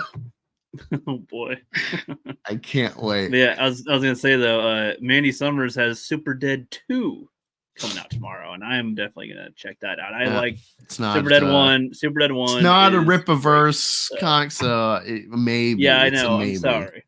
It's a Yeah. maybe. Well, Sorry, I know man. you'll like it because of something that happens in there. That it's like, ooh, one of the daring things that you like to see to raise the stakes. But I'm gonna laugh when like half the people that pay for this don't even get the link on time to be early to do the like pre-shopping. So this is Reverse Thing says we will update you on time of the launch in the coming days. Within the hour prior to the launch, you will be emailed a code. Members will receive their early access link no less than 30 minutes before the Alphacore pre-order campaign goes live on Monday, November 6th. We encourage members to be logged into the site. Once you get your link, click it and enter your email address, and you'll get a code emailed to you. Enter that code. Oh my God, is it 2 codes? You will then why is be it all these? in the- Why is it all these instructions to join?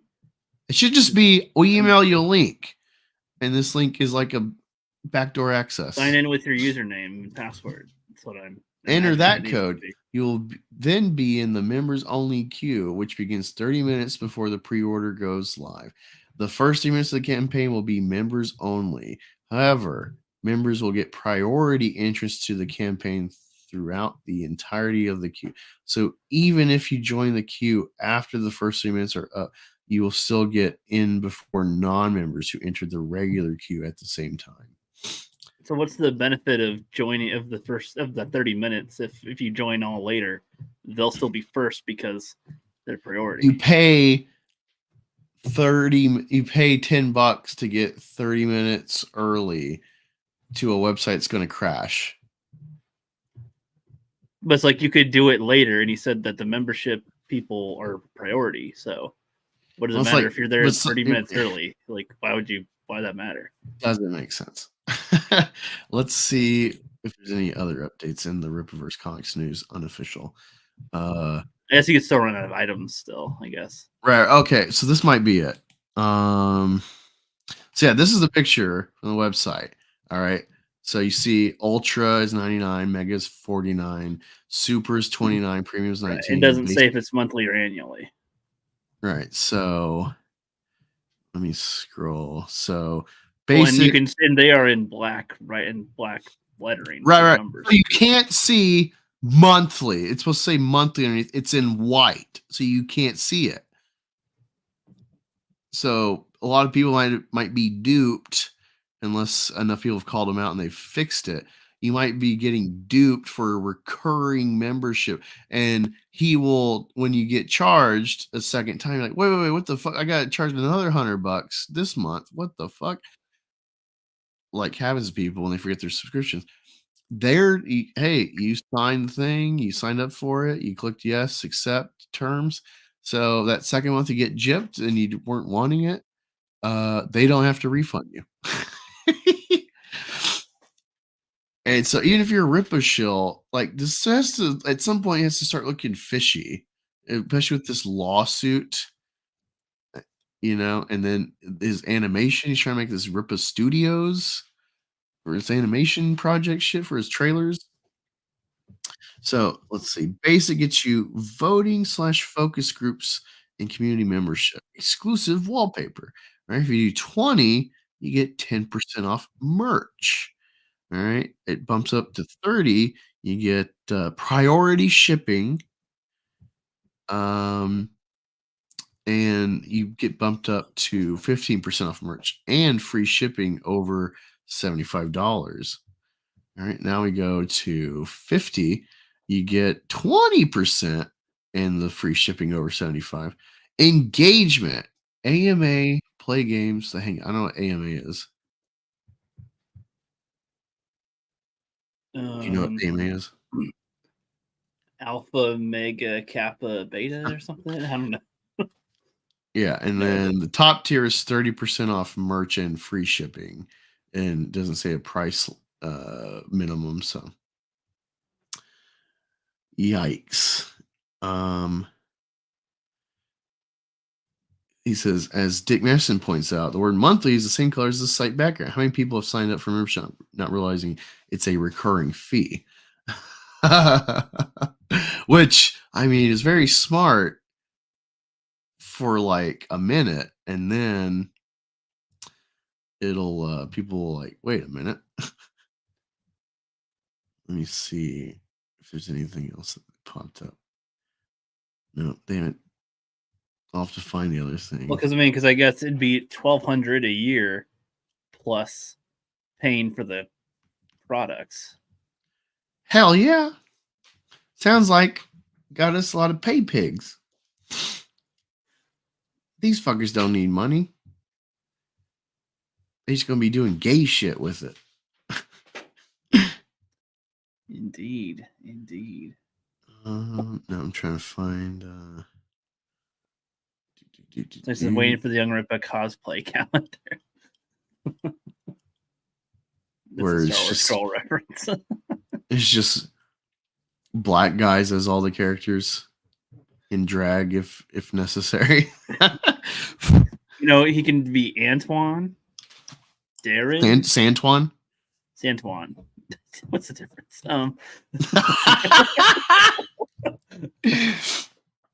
Exactly. Where is this? I know it's pretty close. My verse. Come on, where is it? Pretty recent. I just gotta keep scrolling. Distract the chat. Engage the chat while I'm looking. All right, chat. What are you up to? I'm not sure the full game plan for this. We've been going for 3.5 hours, a typical slow night for us, of course, instead of going for 6, apparently, these days. I recently watched Gremlins and hated that. I got a lot of backlash for that, along with Angus. Yeah, I don't think those are very good film. But I'll be watching Who Framed Roger Rabbit next, as well as Kung Fu Hustle and Dial M for Murder. And we'll see how that goes. Seen the rip. I've seen some of the puppet videos. It's not as funny as the guys who just do the, like I'm going to tell you how to do business. And Oh, well, that was the same guy who did the video we just watched. Yeah, like that. These videos are funny with that compared to the puppet one's okay, I guess. I love it but because he's like, man, kind of funny. I say it out loud. It's, It is man, what I have it such is." great business acumen. What it is it is what it is. Well, it's funny because like when you hear him talk, that's a good impression of Rippa. That's a good impression. That is not what's at contention. The You don't contention know is not what that is contention. as good as I know what is good. Like, it's like, okay, yeah, that's how he talks. You could cosplay as Bigfoot. See now here he is. That's not the TikTok says that Raylo lives matter. Yep. Do they though?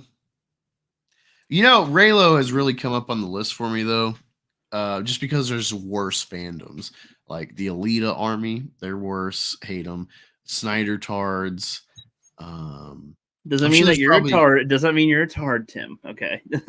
He's just saying the main group. Okay. Or the Twitter respondees. No, yeah, that's the magical thing about ISOM is they're fucking terrible, but it's like it's so entertaining of how bad it is, given that this is like a culture war piece. Even if Eric July denies it, this is why people paid fucking $6 million for these 2 books, is because they think it's a shot across the bow for the culture war, which I believe there is a culture war. There's always a culture war. Always is, every second, every day. But we're in like a very volatile polar phase of culture that we're struggling. If you're anywhere on the right or center, normalcy, even if you're somewhat left, like a Bill Maher, you're having to acknowledge like what the hell is going on here. So it is a legitimate thing, but this is trash art. Overpriced trash art is not how you win. It's how you fucking delegitimize your era or your faction. But at the other hand, though, I can laugh at. And if it was just honesty of like, yeah, no, this was crap, but like, there's a long game I'm hoping to achieve by being a backer. Cool. But no, people fucking really stroke this guy off either out of a hope of recognition or that they can maybe stream with him and boost their own campaign, or they don't want to lose an audience that intermingles with that audience. It's all just self-preservation and greed. It's the kind of thing where the simple stuff of like, if you ask even a fan, well, what do you like about it? They get angry. What kind of gay question is that? It's just like, that's just a normal question to ask somebody who likes it. Maybe you could do good at convincing me to like it as well, but y'all are horrible at it because you're really making it easy for people to root for you to fail. But what I want this to become a $1 billion franchise. I want the ISOM cinematic universe. I mean, ISOM warehouse hotels. Yeah. Hey, you can pay $5,000 for 2 nights. You, your wife, and 2 kids can stay in my warehouse and move boxes for 2 whole nights. We need Rippaverse Lambos. Yeah, no, I want this. It's like here's how I feel. It's like if you ever see the movie God Bless America, it's a real big like satire of America, comedy, and at one point they have like this in the show. There is like their American Idol or their version of American Idol in the world, and they have this like retarded Asian guy on there who sucks at singing, but everyone keeps voting him to the next round because it's like a fucking joke. They're getting a kick out of laughing at how bad he is. And then you kind of find out like the retard, even though he's actually retarded, he doesn't care if he wants to be famous, even if it means being made fun of. More or less, I want this to be a success because everyone gets a kick at how bad it is.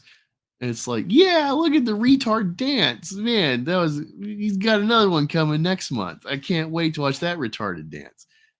That's what I don't want this to fail. I want numbers keep rising, and more people are in on the joke, and then it becomes the Rippaverse only starts because Eric gets so embarrassed because then he can't deny everyone's just laughing at him. And also, this ties into the bigotry of low expectations.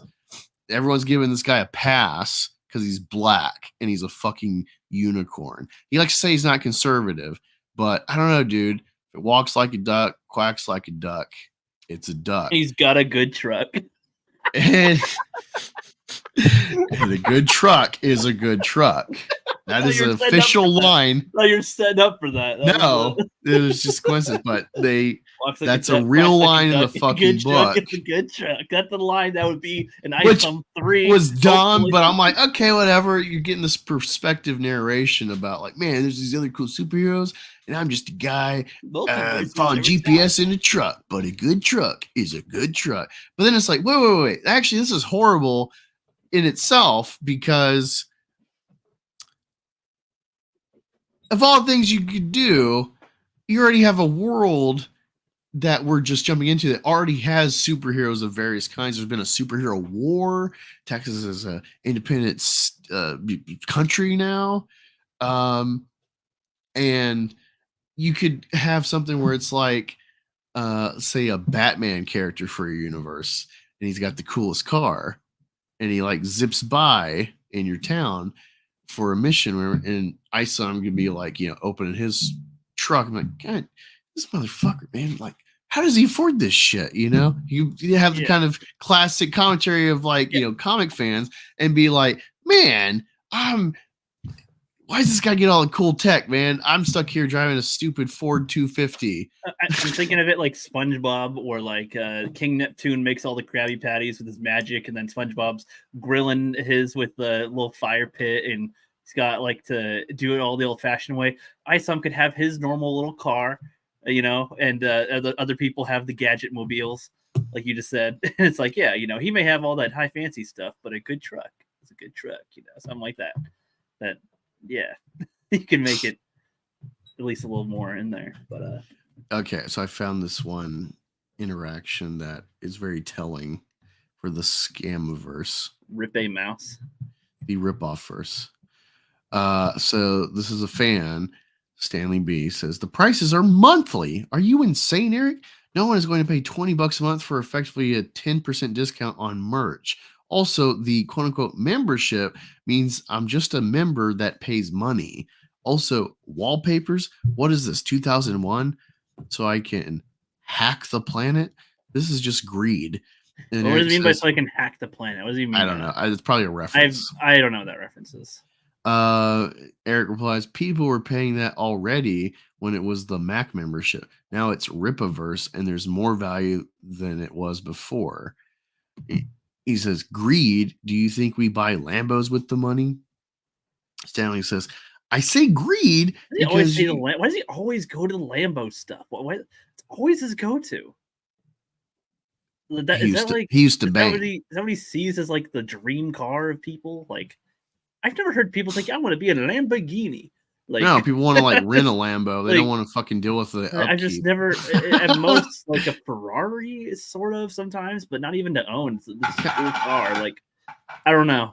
Okay. Yeah, like what? I don't even understand the point of those cars. It just seems like a weird, because he referenced it a lot. So it's like you take a joyride and then you lock it up in your garage for who knows how long till the next. It's like a joyride car, right? Like hey, look, I got that, huh?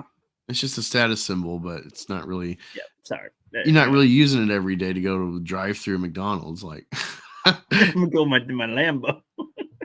But this guy says, I say greed because you sure aren't adding that much value for the amount of money you're asking. I get it. You're not Amazon. That doesn't mean you can offer very little benefit for decent money. If I have to pick between what you offer and Netflix, then I'll take Netflix. Says, look, do what you want. You make some quick money off this plan. It'll keep you afloat for some while longer. I think you forgot how you grew into the cultural icon you are now. You used to speak truth to power. Now you're just shilling ISOM. It won't last. And Eric says, I don't even know what any of this means. So, like, does he... He lacks basic reading comprehension of a conversation. I feel like what he says often makes me think that, though, sometimes. What he says sometimes. Like, what do you even mean by what you just said? It gets better, though. The guy continues, it means you're a one-hit wonder. You made tons off a great idea, but it won't last. Thinking you will is like thinking Terminator 3 is a good idea. You'll make money, but not enough to keep your operation afloat. Good luck, bud. He says, we made multi-million dollars 2 campaigns. So, dude, this different context in a way, but this is the same shit of like Captain Marvel shills for the first movie. Whenever you say wokeness, feminism, disrespect for continuity, whatever other talking points that our side, our collective sphere will say as negs on the longevity of Captain Marvel and woke crap like that. They're like, it made $1 billion. There's a banana that was taped to a wall that people thought was art. I saw him. Apparently some guy just walked up and ripped it off and ate it. Yeah. And how much was he charged? He was charged a lot of money for that banana. It doesn't mean that makes any sense and that is a quality of something. Like, yeah, but you know. Well, it's funny because this is apparently a fan that was already paying. That's my assumption from this interaction. And he's like disgruntled now. It's like, wait, you're changing this shit and you're charging this amount for what? For a discount on merch, not even the comic. You still got to pay full price for your fucking comic. Like, what is the which real is more benefit expensive than the average like Indiegogo comic as well. It's $10 more. And this is the mask coming off of a fan that was totally on board for these couple years, and now he's like, oh well, this crosses the line. And it's like, well, ultimately you're a one-hit wonder, dude. You got a one. It's like, again, he wants $1,200 for the $100 tier, like that's a year, $1,200 for what? But and also paying wallpapers. Comics. and paying full price for the comic. Anti-woke wallpapers, Ricky. Like that's like if you put it like that This sounds is worse than insane. Daily Wire and their fucking pronoun chocolate. That grift. I don't know how you're a fucking conservative and think, oh wow, let me buy a box of like 25, whatever the price of, but it's outrageous, whatever it was, for probably unethically sourced chocolate. Because they have essentially slave and or child labor picking the cocoa for that. Zombie box is being sued for it. So Zombie box in the chat it just says black.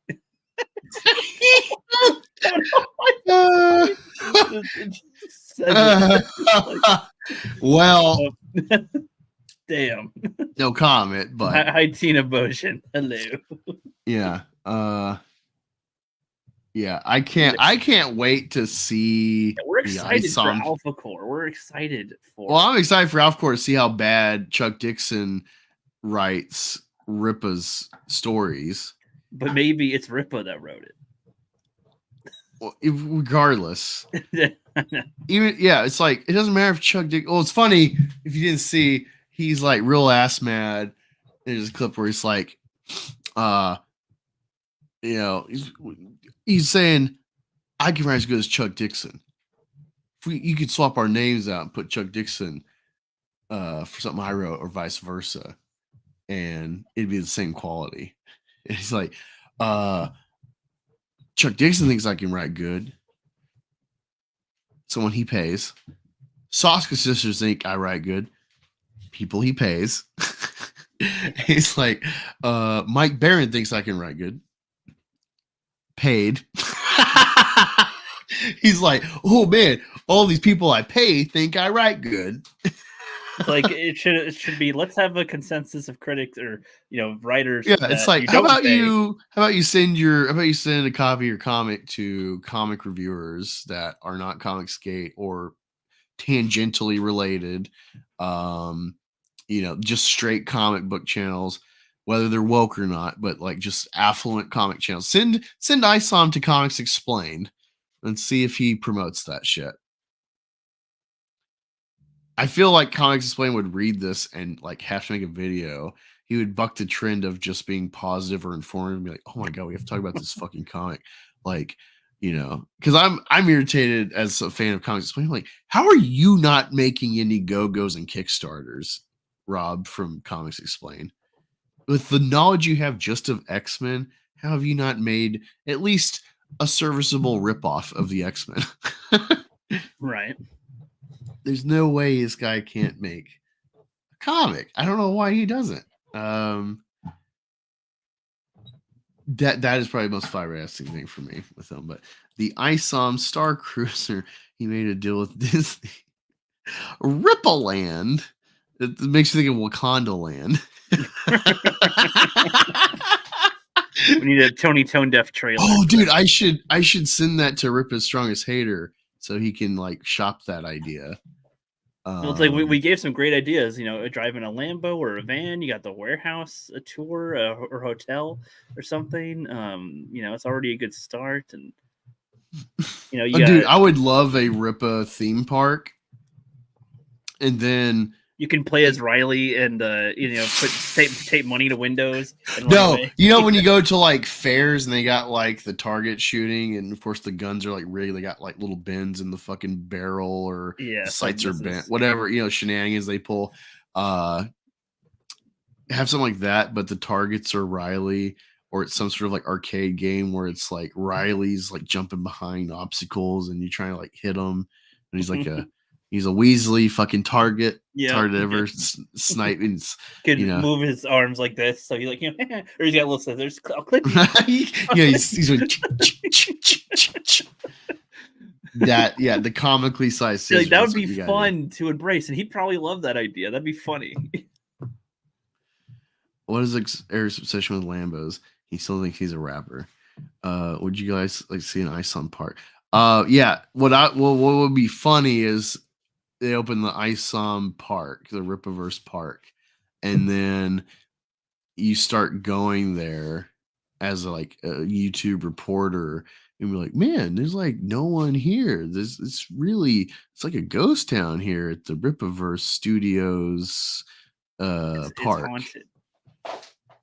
Yeah, that would be the funniest fucking See, thing. I'm thinking it's funny thinking of rides. I'm like, okay, you get to ride the Yaira, and the Yaira is it picks you up like a crane from like a Or candy does the machine, Yaira ride and then you? it picks you up, and then it drops you onto a trampoline shaped car, so you can be ISOM and go. The only thing I Oh! can't do is fly. Have it pick you up by the crane and then go drop you.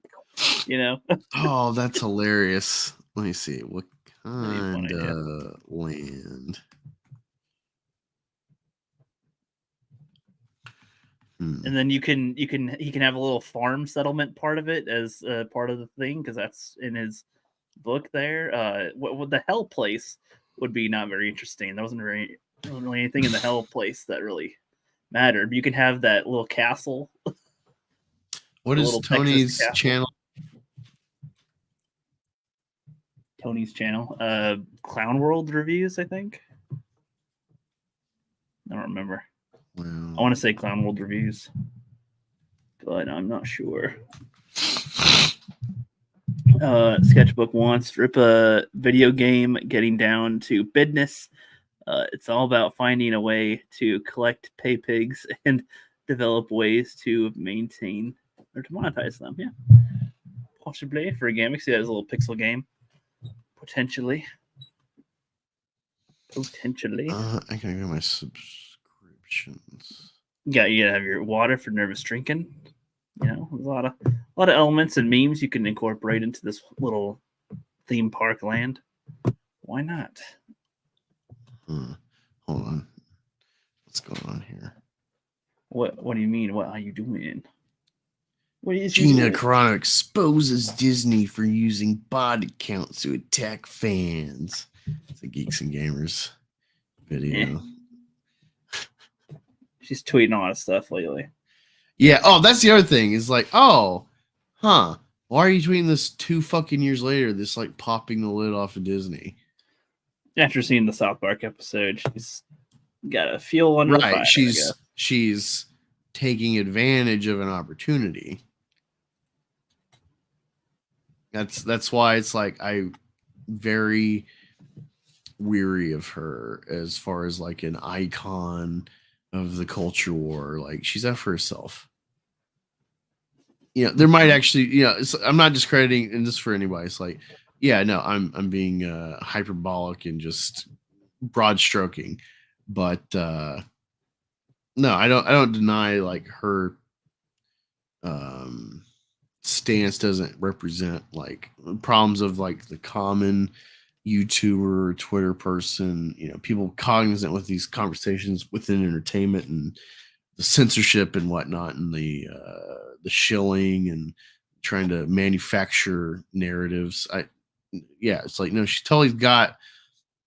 she's made herself like a legitimate like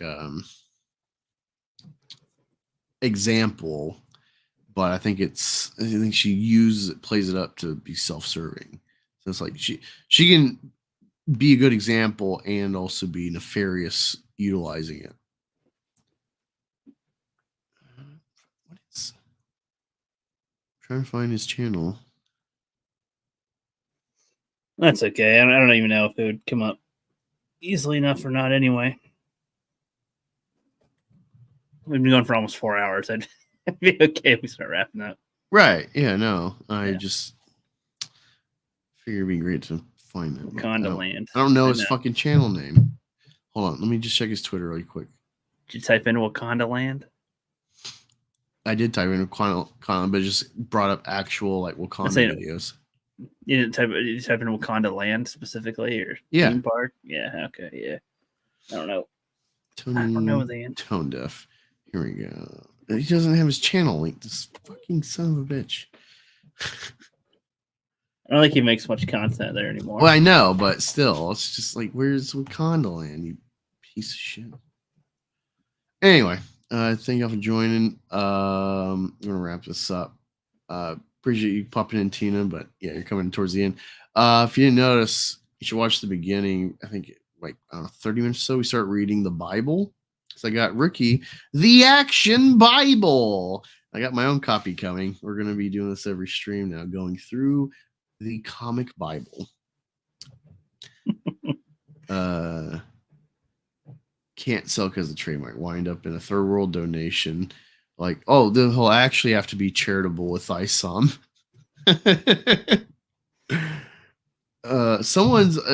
There's some accounts been running the numbers. They're apparently like an account or something. They're trying to like just have like kind of simple numbers and be very favorable to Eric with what he's delineated. And it's like this shit still doesn't add up for what people paid for.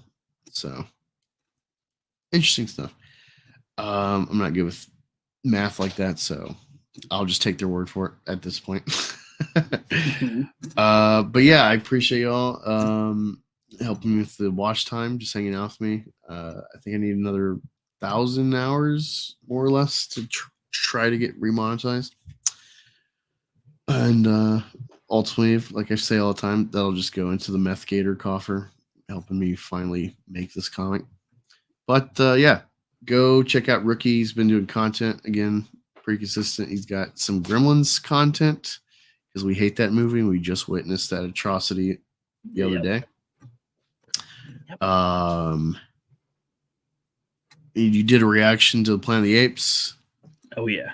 You need to do a reaction to Fall Guy. Okie dokie. It's Ryan Gosling. I said okie dokie. Yeah, sure. Well, that sounds very passive. Like, sure thing, bud. Fuck you. To me, it's like it's another movie. You know, it's not like I don't have a pre-love for it. So. Oh well, I had no idea. I just literally saw him, and I'm like, oh, he's driving. I'm like, was this? Did you want to see people drive? Like, no, this is clearly a comedy, but it's cool. It's a cool, like, kind of like the movie Life. Ken has finally stepped out of the world and joined the men, and now he's got his own thing. He is the Fall Guy. No, what was it? There's something. So I had something. I was going to tie in to explain that, but I'll figure it out later. Thank you for joining. Don't forget to back Alphacore Monday and be ready to laugh at it in unison. It's worth the price of admission. Not the membership crap. That's a fucking scam. But back guy, go watch Biggest Problem in the Universe tomorrow. I'm sure they got lots of good Rippa content tomorrow. It's gonna be fun. And thanks for hanging out. Didn't expect the Star Wars theory thing to actually bring out a lot of Star Wars conversation. So I always like talking in depth Star Wars. Just all the time. Yeah. See y'all next week.